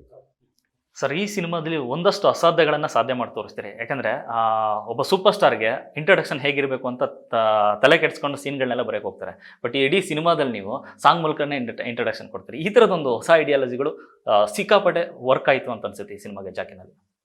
ಅದು ತಿರ್ಗಾ ನನಗೆ ಯೋಗರಾಜ್ ಸರೇ ಹೆಲ್ಪ್ ಮಾಡಿದ್ದು. ಅಂದರೆ ಒಂದಷ್ಟು ಅಂದರೆ ಜಾನಕಿರಾಮ ಏನೆಲ್ಲ ಕೆಲಸ ಮಾಡ್ಬೋದು ಅಂತ ಲಿಸ್ಟ್ ಆದಾಗ ಆ ಟೈಮಲ್ಲಿ ತುಂಬ, ಅಂದರೆ ಕಥೆ ವಿಭಾಗದಲ್ಲಿ ತುಂಬ, ಅಂದರೆ ವಿಕಾಸ್ ಇರ್ಬೋದು, ಸಿನಿ ಸರು, ಮತ್ತು ಅವರು ನಮಗೆ ರಾಜೀವ್ ಅಂತ ಒಬ್ಬರು ನನಗೆ ಹೇಳಿದ್ರು, ಆ ವ್ಯಕ್ತಿ. ಹೀಗೆ ಒಂದಷ್ಟು ಆದಾಗ ನಾವು ಇದನ್ನೆಲ್ಲ ಹೇಗೆ, ಅಂದರೆ ಅವನು ಇಷ್ಟು ಜಾಬ್ ಮಾಡ್ತಾನೆ, ಏನೆಲ್ಲ ಅವನು ಆ್ಯಕ್ಟಿವಿಟೀಸ್ ಇದೆ, ಅವನೆಷ್ಟು ಸ್ಮಾರ್ಟಾಗಿ, ಅಂದರೆ ಅವನೊಂದು ಪೇಪರ್ನ ಹೇಗೆ ಮಾರಬಲ್ಲ ಅನ್ನೋದಿದೆಯಲ್ಲ ಕ್ಯಾರೆಕ್ಟ್ರು, ಆ ಥರ ಅಂದಾಗ ಅವಾಗ ಅದನ್ನು ಪೂರ್ತಿ ಸಾಂಗಿಗೆ ತುಂಬಿದ್ದು ಸರ್. ಆ ಸಾಂಗಲ್ಲಿ ಪೂರ್ತಿ ಹೇಳ್ಬಿಡೋಣ, ಹೇಳಿದ್ಮೇಲೆ ನಿನಗೇನು ನಿನ್ನ ಕತೆ ಹೇಳ್ತಾ ಹೋಗ್ಬೋದು ಅನ್ನೋದು, ಅದು ನನಗೆ ತುಂಬ ಹೆಲ್ಪ್ ಆಯಿತು ಆ ಸಾಂಗು ಕೊಟ್ಟಿದ್ದರಿಂದ. ಅದಾಗಿ ಏಕರಾಜರಾಣಿ ಮತ್ತು ಇನ್ನು ಮುಂದೆ ಹೋಗ್ತಂತ ಶಿವ ಅಂತ ಹೋಗುತ್ತಿದೆ ಅಂತೇನಿದೆ, ಯೋಗರಾಜ್ ಸರು ಕಂಟಿನ್ಯೂಸ್ ಆಗಿ ನಮಗೆ, ಅಂದರೆ ಒಂದು ಬ್ಯಾಕ್ ಡ್ರಾಪಲ್ಲಿ ಇಡೀ ನೀವು ಜಾಕಿ ನೋಡ್ತಾ ಹೋದರೆ ಅವ್ರದ್ದೊಂದು ಬೇರೆಯೇ ಟೋನಲ್ಲಿ ಹೋಗ್ತಾ ಇರುತ್ತೆ, ಸಾಂಗ್ ಇರ್ಬೋದು ಎಲ್ಲವೂ. ಅದು ನನಗೆ ಅಂದರೆ ಹರಿ ಸರು ಮತ್ತು ಈ ಕಡೆ ಇವರು, ಮತ್ತು ಆ್ಯಕ್ಷನ್ಗೆ ಬಂದರೆ ನನಗೆ ರವಿ ವರ್ಮ ಅವರು, ಡ್ಯಾನಿ ಅವರು, ಟೋಟಲಾಗಿ ನನಗೆ ಆ್ಯಕ್ಷನ್ ತುಂಬಾ ಕಳೆಕಟ್ಟ. ಅದ್ರ ಏನಾಗಿತ್ತು, ಅವ್ರಗಳಿಗೂ ಚಾಲೆಂಜ್ ಏನಿತ್ತು ಅಂದರೆ ದುನಿಯಾ ಆಗಿದೆ. ದುನಿಯಲ್ಲಿ ನಾನು ಡ್ಯಾನಿ ಅವ್ರ ಜೊತೆ ವರ್ಕ್ ಮಾಡಿದ್ದೀನಿ. ಈ ಕಡೆ ರವಿ ವರ್ಮ ಅವರು ಜಂಗ್ಲಿವರೆಗೂ ವರ್ಕ್ ಮಾಡಿರ್ತಾರೆ. ಅಪ್ಪು ಸರ್ಗೆ ಮಾಡ್ತಿದ್ದೀವಿ ಅಂದಾಗ ಅವರು ತೋರಿಸೋ ಎನರ್ಜಿಗಳೇ ಬೇರೆ ಆಗಿತ್ತು. ಮತ್ತು ತುಂಬ ಫಾಸ್ಟಾಗಿ ಮುಗಿಸಿದ್ದೀವಿ ಸಿನಿಮಾದು. ಅವಾಗ ಆ ಟೈಮಲ್ಲಿ ತುಂಬ ಫಾಸ್ಟಾಗಿ ಮುಗಿಸ್ದೋ ನಾವು. ನೆಕ್ಸ್ಟ್ ಇಮಿಡಿಯೇಟ್ ಮಾಡುವಂಥದ್ದು ಇದ್ರೂ ನಾವು ಪರಮಾತ್ಮ ಮತ್ತು ಹುಡುಗರು ಆ ಕಡೆ ಗೊತ್ತಾಯಿತು. ನಾವು ಹಣಬಂಡ್ ಮಾಡೋಷ್ಟರಲ್ಲಿ ನಾನು ತಿರ್ಗಾ 2 years ಏನೋ ಗ್ಯಾಪ್ ಆಯಿತು. ಬೇಕು ಅಂತಲೇ ಗ್ಯಾಪ್ ಮಾಡಿ ತಿರ್ಗಾ ಬಂದು ನಾವು ವಾಪಸ್ಸು. ಅದು ಏನಂದರೆ ಟೆಕ್ನಿಷಿಯನ್ಗೆ ಅಪ್ಪು ಸರ್ ಅಂದಾಗ ಅವ್ರದ್ದು ಫೈಟ್ ಮಾಡ್ತೀವೋ ಅಥವಾ ಏನು ಡ್ಯಾನ್ಸ್ ಮಾಡ್ತೀವಿ ಅಥವಾ ಟಾಕಿ ಅಂದಾಗ ಆ ಮೂರಕ್ಕೂ ಅಷ್ಟೇ ಎನರ್ಜಿ ಎಲ್ಲ ಕಡೆಯಿಂದಲೂ. ಅದೇ ಎಲ್ಲ ಟೆಕ್ನಿಷಿಯನ್ ಸೇರಿ ಅದನ್ನೆಲ್ಲ ಮಾಡೋಕ್ಕೆ ಸಾಧ್ಯ ಆಗಿದ್ದು. ಸರ್, ಇಡೀ ಸಿನಿಮಾದ ಸ್ಕ್ರಿಪ್ಟ್ ಕಂಪ್ಲೀಟ್ ಆಗೋಕ್ಕೆ ಅಥವಾ ಫೈನಲ್ ಆಗಿ ಎಷ್ಟು ಟೈಮ್ ತೊಗೊಂಡಿತ್ತು ಸರ್ ಜಾಕಿ ಸಿನಿಮಾಗೋಸ್ಕರ? ಜಾಕಿ ತೊಗೊಂಡಿದ್ದೆ ಅದು ಚೇಂಜ್ ಆಯಿತು. ಒಂದು ಕತೆ ತಂದೆಯ ಪ್ರೇಮ ಪ್ರಕರಣ ಹುಡ್ಕೊಂಡು ಹೋಗುವಂಥದ್ದು, ಒಂದು ಲವ್ ಸ್ಟೋರಿ ಅವ್ರಿಗೆ ಓಕೆ ಆಗೋಗಿತ್ತು ಫಸ್ಟು. ಅದು ಓಕೆ ಆಗೋಗಿ ಅದಕ್ಕೆ ಆ್ಯಕ್ಚುಲಿ ರೈಟಿಂಗ್ ಡಿಪಾರ್ಟ್ಮೆಂಟಲ್ಲಿ ನಮ್ಮ ಪವನ್ ಎಲ್ಲ ಇದ್ದರು, ಲೂಸಿಯಾ ಪವನ್ ಎಲ್ಲ ಇದ್ದರು. ಅವಾಗ 1 ತಿಂಗಳು ವರ್ಕ್ ನಡೆದೋಗಿತ್ತು ಅದು. ಸರಿ, ಸಡನ್ನಾಗಿ ನನಗನ್ನಿಸ್ತು ಅದನ್ನು, ಅಂದರೆ ಯೋಗರಾಜ್ ಸರ್ ಮಾಡೋ ಶೈಲಿಲಿತ್ತು ಅವಾಗ. ಅದು ಒಂದು ಲವ್ ಸ್ಟೋರಿ ಆ ಥರದಲ್ಲೇ ಇತ್ತು. ನನಗದು ಕೊನೆಯಲ್ಲಿ ಅಂದರೆ ಬಿಗಿನಿಂಗ್ ಸ್ಟೇಜಲ್ಲಿ ಓಕೆ, ಆಮೇಲೆ ಇಮಿಡಿಯೇಟಾಗಿ ಅದನ್ನು ಚೇಂಜ್ ಮಾಡಿದಾಗ ಅವಾಗ ಸೇರಿದ್ದೆ ಅಂದರೆ ಸೀನಿಯವರು ಮತ್ತು ವಿಕಾಸ್ ಅವರು ಹಿಂಗೆ ಹೊರಟಾಗ ಒಂದು ಲೈನ್ ಅಂತ ಅದು ಏನಂದರೆ ಹ್ಯೂಮನ್ ಟ್ರಾಫಿಕಿಂಗ್ದು ಒಂದು ಲೈನ್ ಸಿಕ್ಕಿದಾಗ ಅದಕ್ಕೆ ನಾವು ಅದನ್ನು ತೊಗೊಂಡೋಗಿ ತಿರ್ಗಾ ನಾನು ಅಮ್ಮನಿಗೆ ಹೇಳಿದೆ, ನಾನು ಹಿಂಗೆ ಒಂದು ಕತೆ ಹಿಂಗೆ ಚೇಂಜ್ ಮಾಡೋಣ ಅಂತ. ಇದಕ್ಕೆ ಮೊದಲು ಒಂದು ಕತೆ ಅಮ್ಮ ಹೇಳಿದರು, ಅದು ಬಂದು ವೀರಭದ್ರಪ್ಪ ಅವ್ರದ್ದು. ಅದು ಕನಕಂಗಿ ಕಲ್ಯಾಣ ಅಂತ. ಅದು ದೊಡ್ಡ ಮಟ್ಟದ್ದು, ಅದು ತುಂಬ ದೊಡ್ಡ ಬಜೆಟ್ ಅವತ್ತಿಗೆ. ಅಂದರೆ ಮಾಡೋಕ್ಕಾಗಲ್ಲ ಅಷ್ಟು ದೊಡ್ಡ ಆನೆಗಳು, ಹಂಗೆ ಎಲ್ಲ ದೊಡ್ಡ ದೊಡ್ಡ ಸೆಟಪ್ಗಳದು. ಅಮ್ಮ ಇದನ್ನು ಮಾಡು ಸಾಧ್ಯ ಆದರೆ ಅಂತ. ನನಗಿದು ಬೇಡ, ಸರಿ ಜಾಕಿ ಅಂತ ಕೊಟ್ಟಾಗ ಅವರು ಅಂಬರೀಷ್ ಅವ್ರದ್ದಿದ್ದು ಟೈಟ್ಲು, ಸರಿ ಮಾಡೋಣ ತಿರ್ಗಾ ಅಂತ ಹೇಳಿ. ಅಂಬರೀಷ್ ಅಣ್ಣಂದು ಎಲ್ಲ ಟೈಟ್ಲುಗಳು ಅಜಿತ್ತು ಅಥವಾ ಆ ಥರದ್ದೆಲ್ಲ ಅಂಬರೀಷ್ ಅಣ್ಣಂದಲ್ವಾ, ಸರಿ ಜಾಕಿ ಅಂತ ತೊಗೊಂಡು ಸರಿ ಅದನ್ನು ಜಾನಕಿರಾಮ ಅಂತ ಇಟ್ಟು, ಅವಾಗ ಅದು ಅವ್ರಿಗೆ ಕತೆ ಇಷ್ಟ ಆಯಿತು ತಿರ್ಗಾ. ಅದು ಒಂದು ಪೂಜಾರಪ್ಪನ ಮಗಳು ಹಿಂಗೆ ಓಡೋಗೋದು, ಅವನು ಹುಡ್ಕೊಂಡು ಹೋಗ್ತಾನೆ ಹಿಂಗೆ ಅಂದಾಗ ಆ ಕತೆ ಅವ್ರಿಗೆ ತುಂಬ ಇಷ್ಟ ಆಗಿ ಅದನ್ನು ಮಾಡ್ತಾ ಹೋಗಿ ಅಂತ ಆಯಿತು. ಚೆನ್ನಾಗಾಯ್ತು ಅದು. ಸರ್, ನಿಮ್ಮ ಸ್ಟೈಲ್ ಆಫ್ ವರ್ಕಿಂಗ್ ಬೇರೆ, ಅಂದರೆ ನಿಮ್ಮ ಆಲೋಚನೆ ಬೇರೆ. ಈ ಕಡೆ ಬರೋದಾದ್ರೆ ಪೂರ್ಣಿಮಾ ಎಂಟರ್ಪ್ರೈಸಸ್ಸಿಂದ ಒಂದು ಸಾಂಪ್ರದಾಯಿಕವಾಗಿ ಒಂದು ಇಡೀ ಕುಟುಂಬ ನೋಡುವಂಥ ಕತೆಗಳಿದ್ರು ನೋಡ್ತಾ ಇರ್ತಾರೆ. ಸೊ ಆ ಒಂದು ಕಾನ್ಫ್ಲಿಕ್ಟ್ ಇದೆಲ್ಲ. ಈಗ ರಾಗಣ ಬಂದು ಸಿನಿಮಾದ ಕತೆ ಕೇಳಿದಾಗ ಒಂದಷ್ಟಿತ್ತು, ಅಂದರೆ ಮದರ್ ಸೆಂಟಿಮೆಂಟ್ ಬೇಕು ಅಂತ ನೋಡು, ಅದೇ ಹೆಂಗೆ ಫೈನಲ್ ಆಯ್ತು ಸರ್? ಅದು ಬೇಕು ಅಂತಲ್ಲ, ಇವಾಗ ನಾವು ಯಾರಿಗೆ ಸಿನಿಮಾ ಮಾಡ್ತಿರ್ತೀವಿ ನಾವು, ಅಂದರೆ ಅವತ್ತು ನಾವು ಕ್ಲೀನಪ್ ಆಗೋ ಎಲ್ಲ ಸಾಧ್ಯತೆಗಳು. ಅಂದರೆ ನಾನು ಮಣಿಯಿಂದ ಹಿಡಿದು ರಂಗಾಯಸಲ್ಸಿ ಅಥವಾ ಅದರ ನಂತರ ಸುಂಟುಗಾಡಿ ಇರ್ಬೋದು, ಅದರ ನಂತರನೇ ನಾನು ದುನಿಯಾ ಮಾಡ್ತೀನಿ ಅಥವಾ ಮುಂದೆ, ಅಂದರೆ ಒಂದೊಂದು ಸಿನಿಮಾದಲ್ಲೂ ಕಲಿತಾ ಹೋಗ್ತಿದ್ದಂಗೆ ಅಷ್ಟು ದೊಡ್ಡ ಸಂಸ್ಥೆಗೆ, ಅಂದರೆ ಅಷ್ಟು ದೊಡ್ಡ ದೊಡ್ಡ ಹಿಟ್ ನೋಡಿದ್ದಾರೆ. ಮತ್ತು ಆ ಮನೆಯೇ ಸಿನಿಮಾದು, ಸರಿ ಅಲ್ಲಿ ಎಂತೆಂಥ ರೈಟ್ರುಗಳು ಆಚೆ ಬಂದಿದ್ದಾರೆ. ಸರಿ, ಆ ಜಾಗಕ್ಕೆ ನಾವು ಒಂದು ಸಿನಿಮಾ ಮಾಡ್ತೀವಿ ಅಂತ ಹೋದಾಗ ನಾವು ಎಷ್ಟು ಶುದ್ಧವಾಗಿ ಏನೇನೆಲ್ಲ ಮಾಡಬೇಕು ಅನ್ನೋದಿತ್ತು, ಎಲ್ಲರಿಗೂ ಇತ್ತು, ನಮ್ಮ ಎಲ್ಲ ಟೆಕ್ನಿಷಿಯನ್ಗೂ ಇತ್ತು, ಈಗಲೂ ಎಲ್ಲರಿಗೂ ಇದೆ ಅದು ಅಲ್ವಾ. ಆ ರೀತಿ ನಮ್ಮನ್ನು ಶುದ್ಧ ಮಾಡಿದಂಥ ಸಿನಿಮಾಗಳು. ಅವ್ರ ಸ್ನೇಹ, ನಾನು ತುಂಬ ಅದೃಷ್ಟವಂತ ಆ ವಿಷಯದಲ್ಲಿ. ಅಂದರೆ ಬಂಗಾರದ ನೆನಪುಗಳು ಅಂದರೆ ಬದುಕಲ್ಲಿ ಹೌದು, ತುಂಬ ದೊಡ್ಡ ದೊಡ್ಡ ಮಟ್ಟದಲ್ಲಿ ಅವ್ರ ಜೊತೆ ಇದ್ದೆ ನಾನು. 3 ಸಿನಿಮಾಗಳು ಮಾಡೋದು, ಅದಾದಮೇಲೆ ಏನೇನೋ, ಇವಾಗಂತೂ ತುಂಬ ದೊಡ್ಡ ಐಡಿಯಾಗಳಿತ್ತು, ತುಂಬ ಸಿನಿಮಾ ಮಾಡೋ ಕನಸುಗಳಿತ್ತು, ಏನೇನೋ ಇತ್ತು ಆ ಥರ. ಅದು ಒಂದು ರೀತಿ ಏನಂದರೆ ನಮ್ಮನ್ನು ನಾವು ತೊಳ್ಕೊಳಕ್ಕೆ, ಇವಾಗ ನಾನು ಹೋಗಿ ಸಿನಿಮಾ ಮಾಡ್ತೀನಿ ಅಂದರೆ ನಮ್ಮನ್ನು ನಾವು ಒಂದಷ್ಟು ವಿಷಯಗಳನ್ನು ತೊಳ್ಕೊಂಡೇ ಹೋಗಬೇಕಾಗತ್ತೆ, ಆ ರೀತಿ ಅದು. ಸರ್, ಜಾಕಿ ಸಕ್ಸಸ್ ಹಿಂದೆ ಅಪ್ಪು ಸರ್ ಅವರ ವ್ಯಕ್ತಿತ್ವನೇ ಒಂದು ದೊಡ್ಡ ಸಾತಾಗಿ ನಿಂತ್ಕೋತ ಅಂತ. ಯಾಕಂದರೆ ಇಡೀ ಸಿನಿಮಾದಲ್ಲಿ ನೀವು ಹೇಳಿದಂಗೆ ಅವರು ನೋಡೋಕೆ ಈ ರೀತಿ ಇದ್ರು, ಅವರು ತುಂಬ ಲೋಕಲ್ ಆಗಿ ಜನಗಳ ಹತ್ರ ಅಷ್ಟು ತುಂಬ ಚೆನ್ನಾಗಿ ಬೆರೀತಾ ಇದ್ರು ಅಂತ. ಸಿನಿಮಾದಲ್ಲಿ ಒಂದಷ್ಟು ಪಾತ್ರಗಳು ಅಥವಾ ಸನ್ನಿವೇಶಗಳು ಬರುತ್ತೆ. ಅಂದರೆ ಪುಟ್ಟಲಕ್ಷ್ಮಿದು ಒಂದು ಚಪ್ಪಲಿ ಕಿತ್ತೋಗೋದು, ಅವ್ರು ಎತ್ಕೊಂಡು ಚಪ್ಪಲಿ ಹಾಕೋದಿಲ್ಲ, ಆ ಸೀನ್ ಬಂದಾಗ ಜನ ಒಂಥರ ಆ ಕ್ರೇಜೇ ಬೇರೆ. ಅದು ಆ ಥರದೊಂದು ಒಬ್ಬ ಸೂಪರ್ ಸ್ಟಾರು ಒಂದು ಚಪ್ಪಲಿ ಹಿಡಿದು ಅಂದರೆ ಅಪ್ಪು ಸರ್ ಹೇಗಿದ್ರು ಹಾಗೆ ಬರೆದಿದ್ದೀವಿ ಅದನ್ನು. ಇನ್ನೂ ಇದ್ದರು, ನಾವು ಇನ್ನೂ ತೋರ್ಸೋಕ್ಕಾಗಿಲ್ಲ. ಅಂದರೆ ಅಪ್ಪು ಸರ್ದು ಇನ್ನೂ ತುಂಬ ತುಂಬ ಡೀಟೇಲ್ಗಳಿದೆ. ಅದು ಅಂದರೆ ಅದೊಂಥರ ಅಂದರೆ ಮಗು ಅಂತ ಹೇಳ್ಬೋದು. ಯಾವುದೂ ಭೇದ ಭಾವ ಇಲ್ದಿರೋ ಎಲ್ಲವನ್ನೂ ಒಂದು ಅಂತ ನೋಡುವಂಥ ಜೀವ.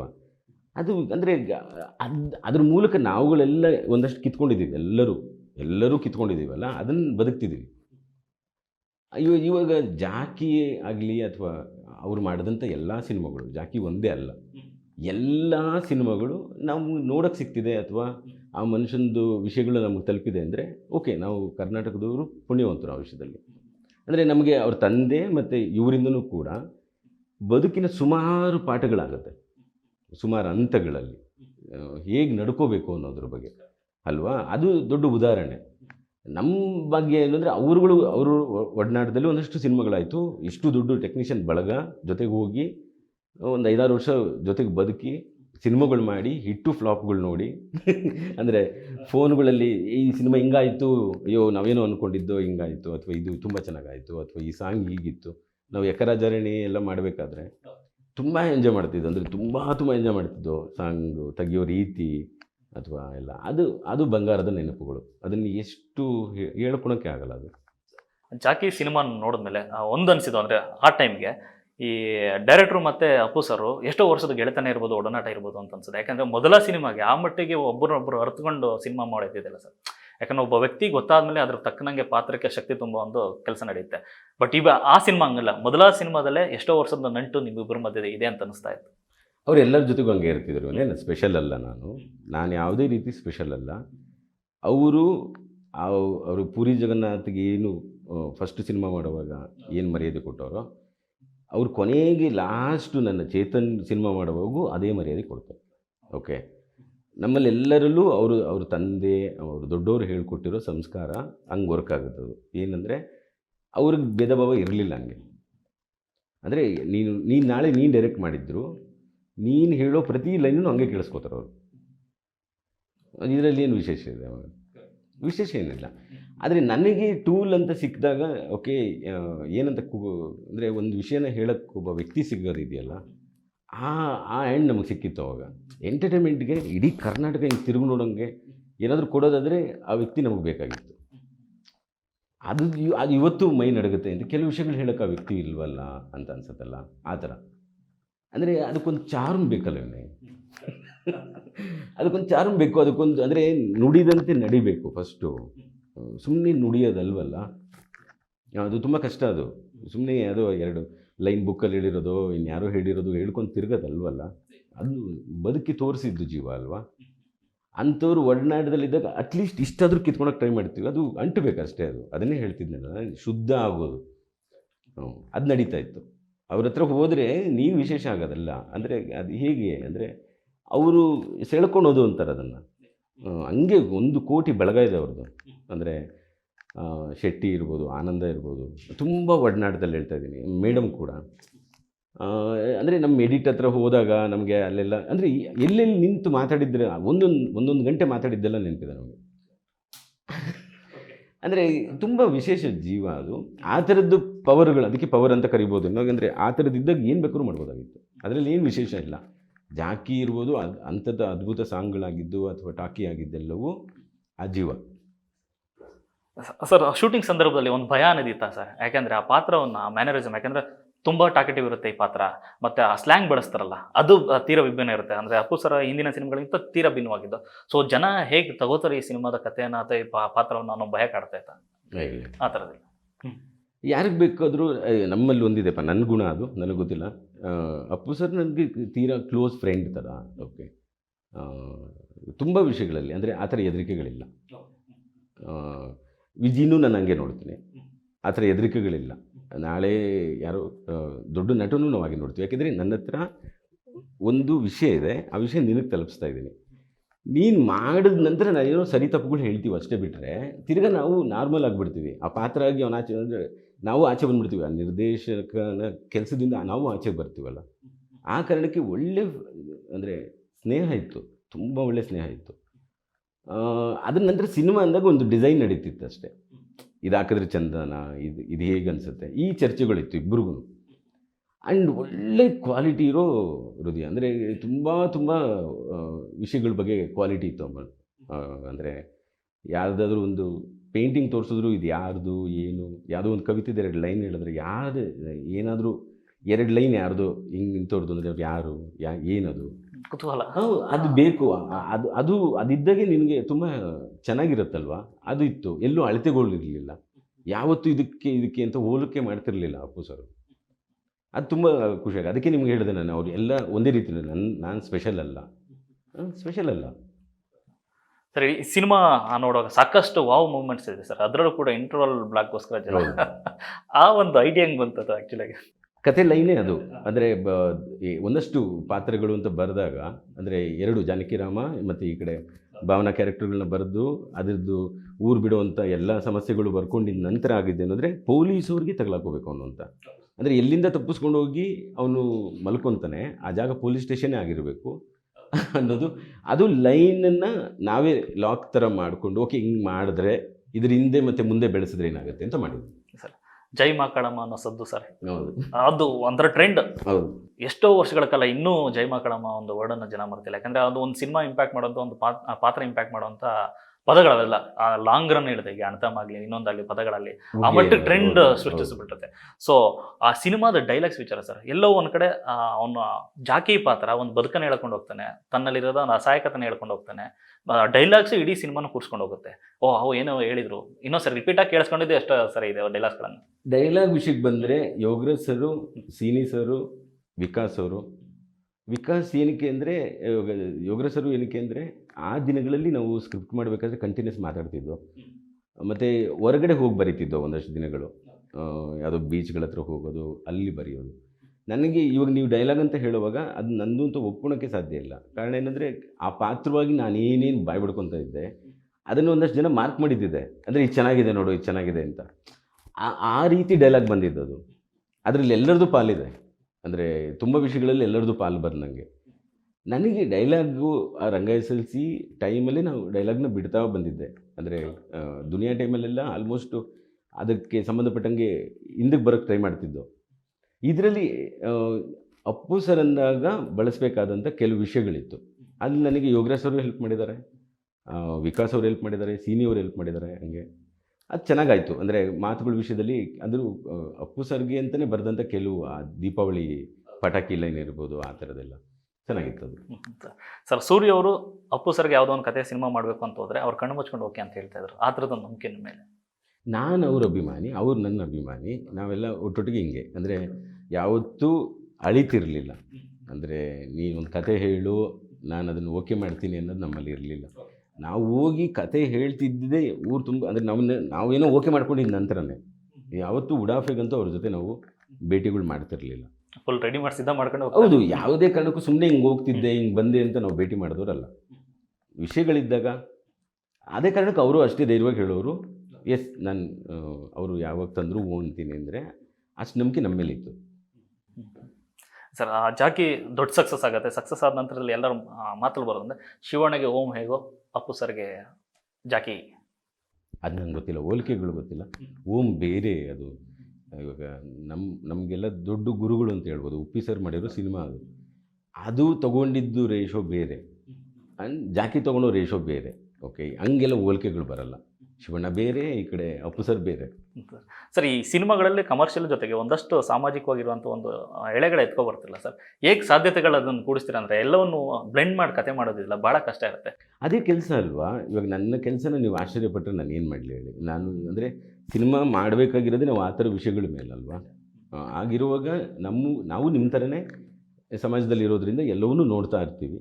ನೋಡುವಾಗ ಈ ವಿಷಯನ ಜನಕ್ಕೆ ಹೇಳಬೇಕಲ್ಲ ಅಂತ ಅನಿಸೋ ಕೆಲವು ವಿಷಯಗಳು ತೊಗೊತೀವಿ. ಸೇಮ್ ಅದು ಏನು ಜವಾಬ್ದಾರಿ ಅಂತ ಕೇಳಿದ್ರೆ ಇಲ್ಲ, ಎಂಟರ್ಟೈನ್ ಮಾಡೋಕ್ಕೆ ನಮಗೂ ಒಂದು ವಿಷಯ ಬೇಕು ಅಂತ. ನೀವು ಏನೇ ತೊಗೊಂಡ್ರು ಸಮಾಜದ ಕೆಲವು ವಿಷಯಗಳು ತೊಗೊತಾರೆ ಅಲ್ವಾ, ಅದು ಬಿಟ್ಟು ಇನ್ನೇನು ತೊಗೊತಾರೆ, ಹಾಗೇ ಹುಡುಕ್ತೀವಿ ಅಷ್ಟೇ.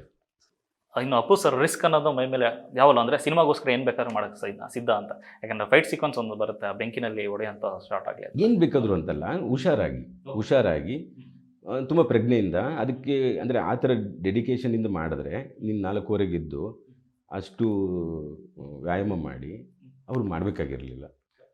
ನಾನು ಕೇಳಿದ್ದೆ ಒಂದಿನ ಅವ್ರನ್ನ, ನೀವು ಏನಕ್ಕೆ ಆ, ಇಷ್ಟು ದೊಡ್ಡ ಸ್ಟಾರ್ ಮಗ, ಏನಕ್ಕೆ 4:15 ಎದ್ದು ಇದೆಲ್ಲ ಮಾಡಬೇಕು ಅಂತ. ಇಲ್ಲ ಸರ್, ನಾನು ಇದು ಮಾಡಲಿಲ್ಲ ಅಂದರೆ ನನಗೆ ಆಗಲ್ಲ. ಓಕೆ, ಅಂದರೆ ಇದು ಮಾಡಲಿಲ್ಲ ಅಂದರೆ ನನಗೆ ಆಗಲ್ಲ ಅನ್ನೋ ಥರದ್ದು. ಅದ್ರ ಜೊತೆಗೆ ಅದು ಏನು ಕೆಲಸ ಅನ್ನೋದು ತುಂಬ ಪ್ರೀತಿಸ್ತಾ ಇದ್ರು ಅವರು. ಶೂಟಿಂಗ್ನ ತುಂಬ ಪ್ರೀತಿಸೋರು, ಕತೆ ಕೇಳೋದನ್ನು ಪ್ರೀತಿಸೋದು. ಯಾರೊಬ್ಬ ನೀನು ಇದನ್ನು ಆಗು ಅಂದರೆ ಆ ಡ್ರೆಸ್ಅಪ್ ಆಗಿಬಿಟ್ಟು ಅದನ್ನು ಫೀಲ್ ಮಾಡೋದು, ಆ ಖುಷಿ ಇತ್ತು ಅವರಿಗೆ. ಆ ಕಾರಣಕ್ಕದ್ದು ನಮಗೆ ಹಂಗೆ ಅನಿಸ್ತಾ ಇರಲಿಲ್ಲ. ಸರ್, ಆ ಕಾಸ್ಟ್ಯೂಮ್ ಮತ್ತೆ ಆ ಲುಕ್ಕಲ್ಲಿ ನಿಂತ್ಕೊಂಡಾಗ ಅವ್ರನ್ನ ಎಂಜಾಯ್ ಮಾಡ್ತಾ ಇದ್ರ ಸರ್? ಸಿಕ್ಕಾಬಟ್ಟೆ ಅದು ಇರಬೇಕಲ್ವ. ಅಂದರೆ ಇವಾಗ ಅದಿಲ್ಲ ಅಂದರೆ ನಟ ಆಗೋಕ್ಕೆ ಸಾಧ್ಯನೇ ಇಲ್ಲ ಅವನಿಗೆ. ಆ ಮಿರರ್ದು ಅಂದರೆ ನಾನು ಹೀಗೆ ಮಾಡಿ, ಮತ್ತು ಅವ್ರಿಗೆ ತುಂಬ ಮಿಮಿಕ್ರಿ ಮಾಡ್ತಿದ್ರು. ನಿಮಗೆ ಪ್ರೇಮ್ ಅವ್ರ ಸಿನಿಮಾದಲ್ಲಿ ರಾಜಲ್ಲಿ ಗೊತ್ತಾಗುತ್ತೆ, ರಾಜಲ್ಲಿ ಒಂದು ಡೀಟೇಲ್ ಬರುತ್ತೆ, ಅವರು ಮಿಮಿಕ್ರಿ ಮಾಡ್ತಿದ್ರು ಅವರು. ಓಕೆ. ನನಗೆ ಪ್ರೇಮ್ ಅವ್ರದ್ದು, ನನ್ನ ಈ ಕಡೆ ಬಂದರೆ ನನ್ನ ಸಿನಿಮಾಗಳಿಗಿಂತ ನನಗೆ ಅವ್ರದ್ದು ಪಾರು ತುಂಬ ಇಷ್ಟ. ನನಗೆ ಪ್ರೇಮ್ ಅವ್ರದ್ದು ಕೆಲಸದಲ್ಲಿ ನನಗೆ ಪಾರು ಅಂತೂ ಸಿಕ್ಕಾಪಟ್ಟೆ ಇಷ್ಟ. ಆ ಸಿನಿಮಾ ಬರಬೇಕಾದ್ರೆ ಇದ್ದಿದ್ದು ಕ್ರೇಜು ಎಂಥದ್ದು ಅನ್ನೋದು ಅವಾಗ ನಮಗೆಲ್ಲ ಅದು ಚೆನ್ನಾಗಿತ್ತು. ಸರ್, ಸಿನಿಮಾದ ಆಚೆಗೆ ಏನಾದರೂ ಮಾತಾಡ್ತಿದ್ದಾರೆ ಸರ್ ಅಪ್ಪು ಸರ್ ನೀವು ಜೊತೆ ಕೂತ್ಕೊಂಡಾಗ? ಸಿನಿಮಾಗ ಆಚೆಗೆ ಮಾತಾಡ್ತಿದ್ದ ವಿಷಯಗಳು ಅವ್ರಿಗೆ ಹೊರಗಿನ ದೇಶಗಳ ಬಗ್ಗೆ. ಅಂದರೆ ನನ್ನ ಪುಣ್ಯ ಏನಂದರೆ ಅವರು ನಮ್ಮನ್ನೆಲ್ಲ ಕರ್ಕೊಂಡು ಹೋದ್ರಲ್ಲ ಅದು ಸಾಂಗೆಲ್ಲ ಮಾಡೋಕ್ಕೆ. ಆ ಟ್ರಿಪ್ಗಳಲ್ಲಿ ತುಂಬ ಮಾತಾಡ್ತಿದ್ದರು. ಅವರಿಗೆ ಕ್ಯಾಮ್ರಾ ಹುಚ್ಚುಗಳಿತ್ತು, ಕ್ಯಾಮ್ರಾ ಕೂಡಿಸೋರು. ಅಂದರೆ ನೀ ಇಟ್ಕೊಂಡು ಏನಾದ್ರು ತೆಗಿ ಅಂತ ಅದಿತ್ತು. ಅದು ತುಂಬ ಜನಕ್ಕೆ ಗೊತ್ತಿಲ್ಲ, ಅದು ತುಂಬ ಕ್ಯಾಮ್ರಾಗಳು ಆ ಥರ ಬಂದಿದೆ. ಹೊರದೇಶದ ಏನಂದರೆ ಅಂದರೆ ಅವರಿಗೆ ಇವಾಗ ನಾನು ಸಿಕ್ಕಿದ್ರೆ ಪೇಂಟಿಂಗ್ ಬಗ್ಗೆ ಕೇಳೋದು, ಆ ಥರ ಯಾವುದಾದ್ರು ಸ್ಕಲ್ಪ್ಚರ್ಗಳು ಅಲ್ಲಿ ಇಲ್ಲಿ ಮಾಡೋದು ಹೇಗಿದೆ, ಆ ಥರದ್ದು ತುಂಬ ಮಾತಾಡೋರು.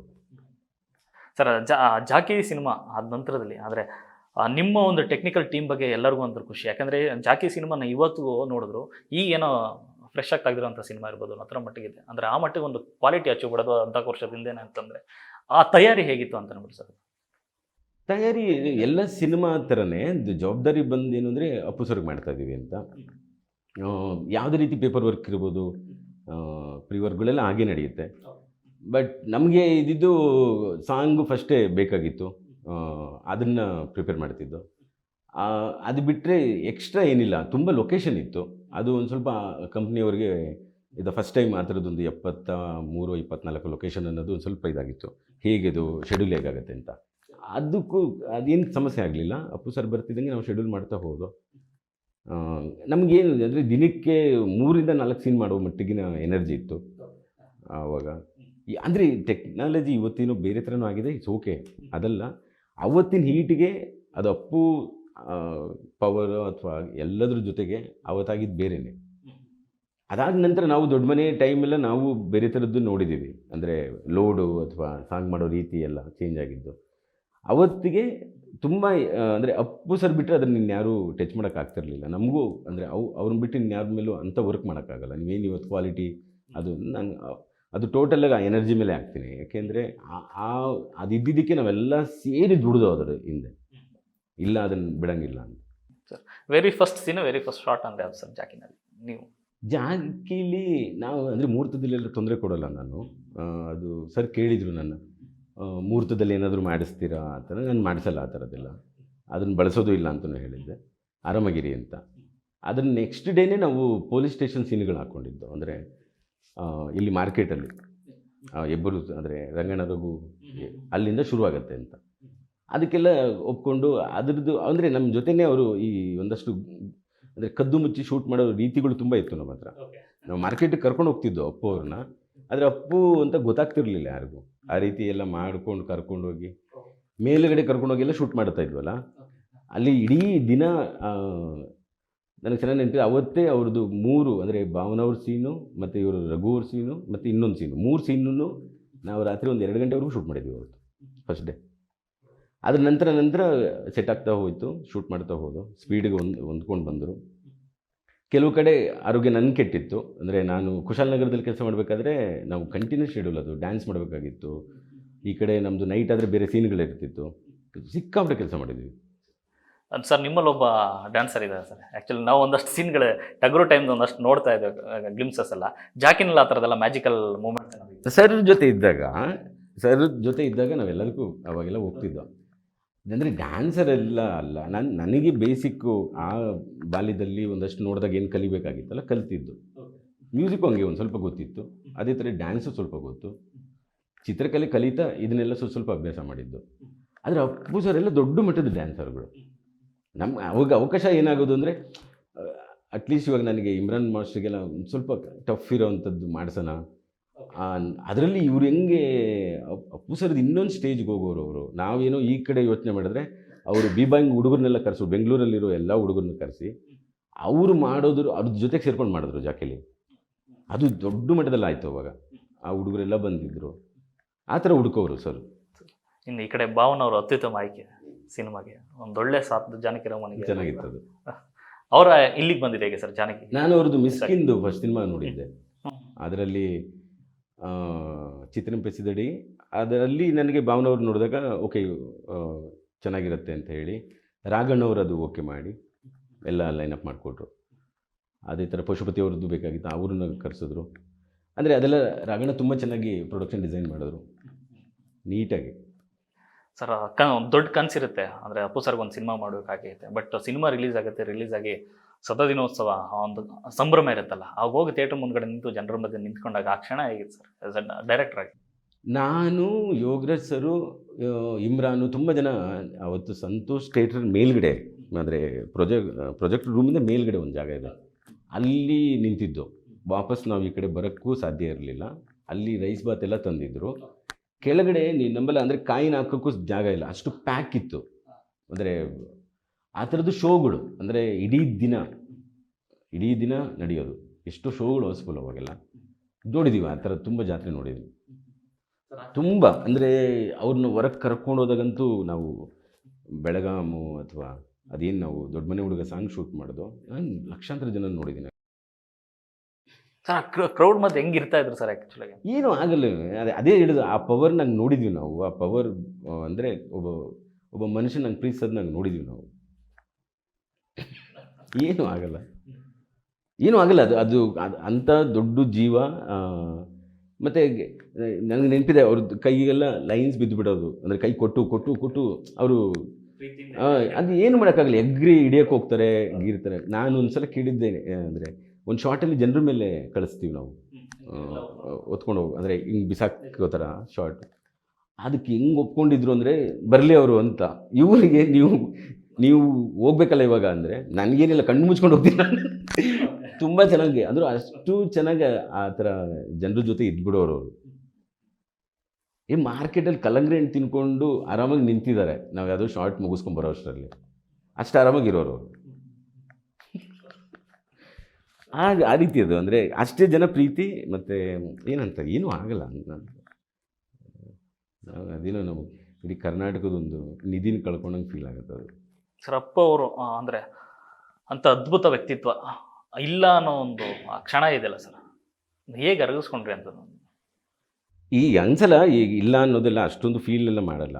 ಅಂದರೆ ನನ್ನ ತಿಳುವಳಿಕೆ ಪ್ರಕಾರ ಆ ಶಕ್ತಿ ಹಂಗೆ ಹೋಗಿಲ್ಲ ಅನ್ನೋ ಫೀಲ್ ಬರುತ್ತೆ. ಎಲ್ಲರಲ್ಲಿದೆ, ಹಂಚೋಗಿದೆ, ಒಂದಷ್ಟು ಕೆಲಸ ಮಾಡ್ತಾ ಹೋದರೆ ಆಗುತ್ತೆ ಅಂತ. ಅಲ್ಲಿ ಹೋಗಿ PRK ಇರಬೇಕಾದ್ರೆ ಎಲ್ಲ ತುಂಬ ಫೀಲ್ ಆಗುತ್ತೆ. ಅಂದರೆ ಹೌದು, ಕೆಲಸ ಮಾಡ್ತಾ ಹೋಗೋದು, ಅವ್ರಿಗೂ ತುಂಬ ಇಷ್ಟ ಆಗಿದ್ದೇನು ಕೆಲಸ ಮಾಡ್ತಾ ಇರೋದು, ಸರಿ ಮಾಡ್ತಾ ಹೋಗೋಣ ಅಂತ ಅನಿಸುತ್ತೆ. ಹೌದು, ಕತೆಗಳು ಬರೆದಾಗ, ಕತೆಗಳು ಯೋಚನೆ ಮಾಡಿದಾಗೆಲ್ಲ ಸುಮಾರು ನೆನಪಾಗುತ್ತೆ. ಅಂದರೆ ತುಂಬ ಜನಕ್ಕೆ, ನಾನು ಒಬ್ಬನಿಗೆ ಅಲ್ಲ. ಇವಾಗ ಸಂತೋಷಿಗೆ, ಈ ಕಡೆ ಪವನ್ ಮಾಡಬೇಕಾಗಿತ್ತು, ನಂದು ಸ್ವಲ್ಪ ದೂರ ಇತ್ತು. ನಾನು ಆಲ್ರೆಡಿ 3 ಸಿನಿಮಾ ಮಾಡಿದ್ದೆ. ಮಾಡಬೇಕಾದವರು ತುಂಬ ಜನ ಇದ್ದರು ಹುಡುಗರು. ತುಂಬ ವಿಷಯ ನಾನು ಕೇಳಿದ್ದೆ, ಸರ್ ಹೇಳೋರು, ಈ ಕತೆ ಕೇಳಿದ್ದೀನಿ, ತುಂಬ ಚೆನ್ನಾಗಿದೆ, ಈ ವಿಷಯ ಚೆನ್ನಾಗಿದೆ ಅಂತೆಲ್ಲ. ಅದು ಮಿಸ್ ಮಾಡಿಕೊಂಡು, ಅಂದರೆ ರಿಷಬ್ ಅವರು ಮಾಡೋಕ್ಕಿದ್ರು, ಈ ಕಡೆ ಸಂತೋಷದ್ದು, ಈ ಕಡೆ ನನ್ನ ಪವಂದಿತ್ತು. ಏನಾಗ್ತಿತ್ತೋ ಗೊತ್ತಿಲ್ಲ ಅವೆಲ್ಲ. ಬಟ್ ಆ ಮನುಷ್ಯ ಸೇರಿದಾಗ ಏನೇನೋ ಆಗೋ ಲಕ್ಷಣ ಇದೆಯಲ್ಲ, ಅದನ್ನೇ ಹೇಳ್ತಿದ್ನಲ್ಲ. ಅಂದರೆ ಆ ಪವರನ್ನು ಸೇರಿದಾಗ ಜಾಕಿ ಹೆಂಗಾಯಿತು ಅಂದರೆ ಅದು ಸೆಳೆದು ಎಳ್ಕೊಂಡು ಹೋಗುತ್ತಲ್ಲ, ಹಂಗೊಂದಷ್ಟು ಆಗ್ತಿತ್ತು, ತುಂಬ ಕೆಲಸಗಳಾಗ್ತಿತ್ತಲ್ಲ, ಅದನ್ನು ನೆನಪಾಗುತ್ತೆ. ನಾನು ಮಾಡಿದ್ದೆ, ಇಲ್ಲ ಅಂತಲ್ಲ. ನಂದು ಓಕೆ 3 ಸಿನಿಮಾ ಮಾಡಿದ್ದೀನಿ, ಅದು ಓಕೆ. ಇನ್ನೊಂದಷ್ಟು ಕೆಲಸ ಆಗಬೇಕಾಗಿತ್ತಲ್ಲ, ಅದ್ರ ಬಗ್ಗೆ ಯೋಚನೆ ಆಗುತ್ತೆ, ಮಾಡ್ತಿದ್ರಲ್ಲ ಏನಾಯಿತು ಅಂತ. ಸರ್, ಈ ಸಿನಿಮಾ ಆದ ನಂತರದಲ್ಲಿ ಅಂದರೆ ಜಾಕಿ ಆಗಲಿ, ಅನ್ನಬಂಡ್ ಆಗಲಿ ಅಥವಾ ದೊಡ್ಡ ಮನೆ ಹುಡುಗಾಗಲಿ, ಮತ್ತೊಂದು ಕಾಂಬಿನೇಷನ್ಗೆ ಏನಾದರೂ ಪ್ಲ್ಯಾನ್ ಏನಾದ್ರು, ಯಾವ ಈ ಥರದೊಂದು ಕತೆ ನಾನು ಮಾಡಬೇಕು ಅಂತ ಏನಾದ್ರು ಮನಸ್ಸಲ್ಲಿ ಇತ್ತು ಸರ್? ಅಪ್ಪು ಸರ್ ಜೊತೆ ತುಂಬ ಇತ್ತು. ಆದರೆ ಏನಂದರೆ ನಾವು ಒಂದಷ್ಟು ವಿಷಯ ಕಾಯ್ತಿದ್ದು, ನಮಗೆ ಈ ಥರ ಬಜೆಟ್ಗಳು ಏರುಪೇರು ಆಗ್ತಿತ್ತಲ್ಲ, ಇದು ಆ್ಯಕ್ಚುಲಿ ಕರೆಕ್ಟ್ ಟೈಮ್ ಅಂತ ತುಂಬ ಎಲ್ಲ ಮಾತುಕತೆಗಳು ಆಗ್ತಿತ್ತು. ಅವರಿಗೆ ಜಾಕಿ 2 ಮಾಡಬೇಕು ಅನ್ನೋದೆಲ್ಲ ಆಸೆ ಇತ್ತು. ನಾನು ಹೇಳ್ತಿದ್ದೆ ಕ್ಯಾರೆಕ್ಟರ್ ತೊಗೊಳೋಣ, ಕ್ಯಾರೆಕ್ಟರ್ ತೊಗೊಂಡು ಮುಂದುವರಿಸ್ಕೊಂಡು ಹೋಗೋಣ ಬೇರೇನು ಅಂತ. ಇಷ್ಟಪಡೋರು ಅದನ್ನೆಲ್ಲ. ಅಂದರೆ ತುಂಬ ನಂದೊಬ್ಬಂದೇ ಅಲ್ವಲ್ಲ, ಎಷ್ಟೋ ವಿಷಯಗಳು. ಅಂದರೆ ಪಿ ಆರ್ ಕಿನೇನೋ ಮಾಡೋದಿತ್ತು, ಎಲ್ಲ ಅವ್ರದ್ದೇ ಸಿನಿಮಾಗಳಿತ್ತು, ಒಂದಷ್ಟು ಪ್ಲ್ಯಾನ್ ಇತ್ತು. ಸರ್ ಈಗ ಅದು ಟೈಟ್ಲ್ ಬಳಸಿ ಮತ್ತೆ ಸಿನಿಮಾ ಮಾಡೋ ಥರ ಏನಾದ್ರು ಪ್ಲ್ಯಾನ್ಸ್? ಇಲ್ಲ, ಆ ಥರದ್ದೇನು ಮಾಡಲ್ಲ. No no no no. ಅವ್ರ ಜಾಗದಲ್ಲಿ ಇನ್ನೊಬ್ಬರನ್ನ ನಾವು ಯಾರನ್ನೂ ಹೋಲಿಕೆ ಮಾಡ್ಕೊಳಲ್ಲ. ಅದು ಸಾಧ್ಯ ಇಲ್ಲ. ಹಂಗೆ ಯಾರಿಗೂ ಸಾಧ್ಯ ಇಲ್ಲ. ಯಾವ ವ್ಯಕ್ತಿಗೂ ಇನ್ನೊಬ್ಬರನ್ನ ಹೋಲಿಕೆ ಮಾಡ್ಕೊಳಕ್ಕಾಗಲ್ಲ. ಅದರಿಂದ ಏನೇನು ಕಲಿತೋ ಅಥವಾ ಏನೇನು ಗುಡ್ ಮೆಮೊರೀಸ್ ಇದೆ ಅದು ನಮ್ಮ ಪುಣ್ಯ ಅಂದ್ಕೊಂಡು ಆರಾಮಾಗಿರೋದು. ಸರ್ ಇದು ಮಾರ್ಚ್ 17ಕ್ಕೆ ಅಗೇನ್ ರಿಲೀಸ್ ಆಗ್ತಿದೆ, ಅದು 4K ರಿಮಾಸ್ಟರ್ಡ್ ಕಾಪಿ ಪ್ರಿಂಟಲ್ಲಿ. ಸೊ ತುಂಬ ಎಕ್ಸೈಟೆಡಾಗಿ ಜನ ವೇಟ್ ಮಾಡ್ತಿರೋಂಥ ಸರ್ ಈ ಸಿನಿಮಾನ ಮತ್ತೆ ಒಂದು ಬೆಳ್ಳಿ ತೆರೆನಲ್ಲಿ ಎದುರು ನೋಡ್ಬೋದು ಅಂತ. ಅಂದರೆ ಅದು ಬೆಳ್ಳಿ ಪರದಲ್ಲಿ ಬೇರೆಯೇ ಖುಷಿ ಆಗುತ್ತೆ, ಅದು ಚೆನ್ನಾಗಿರುತ್ತೆ. ಅದು ಆ ಎಕ್ಸ್ಪೀರಿಯನ್ಸ್ಗೆ ನಾನು ತುಂಬ ಖುಷಿ ಆಯಿತು. ಅಂದರೆ ಅದು ಶುರು ಮಾಡ್ತಿದ್ದಾರೆ ಈ ಥರ. ರಾಘಣ್ಣವರು ಆ ವಿಷಯದಲ್ಲಿ ಅಂದರೆ ಅವಾಗ ಪ್ರೊಡಕ್ಷನ್ ಮಾಡಬೇಕಾದ್ರೂ ಅಷ್ಟೇ ನಂಗೆ ತುಂಬಾ ಅಂದರೆ ನೀವೇನು ಬೇಕಾದ್ರೂ ಮಾಡಿ ಅಂತ ಬಿಟ್ಟಿದ್ದಿದೆಯಲ್ಲ, ಅದು ನೆನಪಾಗತ್ತೆ. ಆ್ಯಂಡ್ ಅದು ತೊಗೊಂಡಿದ್ದ ರೀತಿ ಅವತ್ತಿಗೆ ಅಪ್ಪು ಸರು ಮತ್ತು ಅದೆಲ್ಲ ಆಗಿ ಮತ್ತು ಇವತ್ತುವರೆಗೂ ಅದನ್ನು ಸಂಭ್ರಮ ಪಡೋದು ನೋಡಿದ್ರೆ ಎಲ್ಲರ ಜೊತೆಗೆ, ಅಂದರೆ ನಾನು ಒಬ್ಬಂದಲ್ಲ, ಟೋಟಲ್ ನಮ್ಮ ದೊಡ್ಡ ಬಳಗದ ಜೊತೆಗೆ ಖುಷಿ ಆಗುತ್ತೆ. ಸರ್ ಅವತ್ತೇನಾದ್ರು ಥಿಯೇಟ್ರಿಗೆ ನೀವು ಹೋಗಿ ಸಿನಿಮಾ ನೋಡೋದಾರೆ? ಇಲ್ಲ, ನನಗೆ ಸ್ವಲ್ಪ ಎಮೋಷನಲ್ ಆಗಿ ಪ್ರಾಬ್ಲಮ್ಗಳಿದೆ ಆ ಥರ. ಅಂದರೆ ನನಗಾಗಲ್ಲ ಹಂಗೆಲ್ಲ ತೆರೆಯಲ್ಲಿ ನೋಡೋದು ಅದೆಲ್ಲ. ಆ ಕಾರಣಕ್ಕೆ ಹೋಗಲ್ಲ ಅಲ್ಲೆಲ್ಲ. ಅವ್ರದ್ದು ಯಾವುದೇ ಫಂಕ್ಷನ್ಗಳಿಗೂ ನಾನು ಹೋಗಲ್ಲ. ಅದಾಗಲ್ಲ, ಸುಮ್ಮನೆ ಯಾಕೆ ಅಂತ. ಸರ್ ಈ ಸಿನಿಮಾ ಸಕ್ಸಸ್ ಆಗಲ್ಲ, ಅಪ್ಪು ಸರ್ ನಿಮ್ಮ ಹತ್ರ ಮಾತಾಡೋದು ವೈಯಕ್ತಿಕ ಮಾತಾಡೋದು ಯಾರು ಮಾತಿದೆಯಾ ಸರ್? ಜಾಕಿ ಸಕ್ಸಸ್ ಆದ ನಂತರದಲ್ಲಿ ತುಂಬ ಹತ್ತಿರದಲ್ಲಿ ಅವ್ರು ತುಂಬ ನಾಚ್ಕೊಂಡವ್ರು ಇವ್ರೆ. ಅಂದರೆ ಫೋನಲ್ಲೂ ಕೂಡ ನಮಗಿರೋದೇ ಅದು. ಅಂದರೆ ಸರ್ ಹಿಂಗಾಗಿದೆ ಅಂತ ಅಂದ್ಬಿಟ್ಟು ನಾಚ್ಕೊಳೋರು. ಆ ಮಗು ಅಂದರೆ ನಾನು ಮಾಡಿದ್ದಲ್ಲ ಅಂತ ಸೈಡಿಗೆ ನಿಂತ್ಕೊಳೋದಿದೆ ಗೊತ್ತಾ, ಇದು ಯಾವುದು ನಾನು ಮಾಡಿದ್ದಲ್ಲ ಅಂತ, ಅದು ಗುಣ. ಅಂದರೆ ಹಿಂಗಾಗೋಯ್ತಂತಲ್ಲ ಸರ್ ಅಂತ ನಗೋದಿದೆಯಲ್ಲ, ಅದು ನಮಗೂ ಅಂದರೆ ಆಮೇಲೆ ನಾವು ಕಲಿತು ಹೋದರೆ ಇಷ್ಟು ದೊಡ್ಡ ವ್ಯಕ್ತಿಗೆ ಹಿಂಗಾಗುತ್ತೆ ಅಂದರೆ ನಮ್ಮ ಪುಣ್ಯ ರೀ ಅದೆಲ್ಲ. ಅಂದರೆ ಒಂದಷ್ಟು ಕೆಲಸ ಮಾಡಿಸ್ತು ಅಂತ ಹೇಳ್ಬೋದು. ಅಂದರೆ ಅವ್ರಿಗಿದ್ದಿದ್ದು ಅದೊಂದೇ. ಅಂದರೆ ನೀನು ಏನಾದರೂ ಒಂದು ಸ್ವಲ್ಪ ವಿಷಯ ಇದೆಯಾ, ಅವ್ನು ಕರೀರಿ, ಅವ್ನು ಮಾತಾಡಿಸಿ, ಆ ಹುಡುಗ ಯಾರು, ಅವನು ಏನೋ ಪವರ್ ಇದೆ, ಅವ್ನಿಗೇನ ಕೊಡಿ. ಅದು ಆ ಥರದನ್ನ ಹಂಚ್ಬಿಟ್ಟು ಹೋಗಿದ್ದಾರೆ ಅಂತ ಅನ್ಸುತ್ತೆ. ತುಂಬ ಜನಕ್ಕೆ ಹಂಚಿದ್ದಾರೆ ಮನುಷ್ಯ. ಇವಾಗ ನಾವೇನಾದರೂ ಬಳಸೋದಾದರೆ ಅಥವಾ ಇವಾಗ ಅಭಿಮಾನಿಗಳಿಗೂ ನಂಗೆ ತುಂಬ ಖುಷಿ ಆಗುತ್ತೆ. ವಿಶೇಷವಾಗಿದ್ದಾರೆ ಅಪ್ಪು ಅಭಿಮಾನಿಗಳೇ ಬೇರೆ ರೀತಿ ಇದ್ದಾರೆ. ನಾನು ಅವ್ರ ಜೊತೆ ಶೂಟು ಮಾಡಿದ್ದೀನಿ ಎಷ್ಟೋ ಸಲ. ಶೂಟಿಂಗಲ್ಲಿ ನಾವು ಅನೌನ್ಸ್ಮೆಂಟ್ ಮಾಡಿದಾಗೆಲ್ಲ ಅವ್ರು ನಮ್ಮ ಮಾತು ಕೇಳೋದಿದೆಯಲ್ಲ, ಅಂದರೆ ಯಾರು ಮಾತು ಕೇಳ್ತಾರೆ ಹಂಗೆಲ್ಲ ಅದೆಲ್ಲ ನೋಡಿದಾಗ ಇವತ್ತು ಆ ಸಂಭ್ರಮ ನೋಡಿದಾಗ ಇವಾಗ ಪ್ರತಿ ಊರಲ್ಲೂ ಸಂಭ್ರಮ ಆಗುತ್ತೆ. ಪ್ರತಿ ಊರಲ್ಲೂ ಅದು ತುಂಬ. ನಾನಂತೂ ಈ ಕರ್ನಾಟಕದ ಯಾವ ಮೂಲೆಗೆ ಹೋದ್ರೂ ಅಪ್ಪು ಸರ್ನ ನೋಡ್ತಾನೆ ಇರ್ತೀವಿ. ನಾವು ಮಿಸ್ಸೇ ಮಾಡ್ಕೊಳಲ್ಲ. ನಾವು ಮಿಸ್ ಅಂತೂ ಮಾಡ್ಕೊಳೋದೇ ಇಲ್ಲ. ಅದು ಇದ್ದಾರೆ, ಎಲ್ಲರಲ್ಲೂ ಇದ್ದಾರೆ. ಇವಾಗ ಒಬ್ಬ ಹುಡುಗ ಯಾರಾದರೂ ಸರಿಯಾಗಿ ಡ್ಯಾನ್ಸ್ ಮಾಡ್ತಿದ್ರೆ ನನಗೆಲ್ಲ ಅಪ್ಪು ಕಾಣಿಸ್ತಾರೆ. ಸರ್ ಅಪ್ಪು ಅವ್ರಿಗಿದ್ದ ಆ ವ್ಯಕ್ತಿತ್ವ ಮತ್ತು ಆ ಕುತೂಹಲದ ಗುಣನೇ ಸರ್ ಇಲ್ಲಿ ತನಕ ಕರ್ಕೊಂಡ್ಬಂದಿರೋದು ಸರ್ ಅವರ ಹೆಸರನ್ನು. ಅದು ವಿಶೇಷ. ಅಂದರೆ ಇವಾಗ ತುಂಬ ವಿಶೇಷವಾದ ಗುಣ ಅಂದರೆ ಎಲ್ಲರನ್ನೂ ಒಂದಾಗಿ ನೋಡೋದು. ನಾನೇನೋ ತಿಂದಾಗ ಆ ಸಿಹಿನ ಎಲ್ಲರಿಗೂ ಕೊಡೋದು ತುಂಬ ವಿಶೇಷ. ಅಂದರೆ ಒಂದೇನೋ ಬಾಕ್ಸ್ ತಂದರೆ ಹಿಂಗೆ ಓಪನ್ ಮಾಡೋದಿದೆಯಲ್ಲ, ಅದು ಬಂಗಾರನೋ ಎಲ್ಲರೂ ತಿನ್ನುವಂಥದ್ದು, ತಿನ್ನು ಎಲ್ಲ ತಿನ್ನು, ಆ ಗುಣ. ಸರ್ ಇನ್ನು ಜಾಕಿ ಹೊರತುಪಡಿಸಿ ಮಾತಾಡೋದಾದ್ರೆ ಸರ್, ಅಂದರೆ ಸುಮ್ಮನೆ ಹಿಂಗೆ ಸೂರ್ಯ ಅವ್ರ ಬಗ್ಗೆ ನೋಡುವಾಗ ಅಥವಾ ಅವ್ರ ಬಗ್ಗೆ ಏನಾದರೂ ತಿಳ್ಕೊಳ್ಬೇಕೆ ಅಂತ ತೆಗೆದಾಗ ಜನ ಮಾತಾಡೋದು ಒಂದೇ ಸರ್.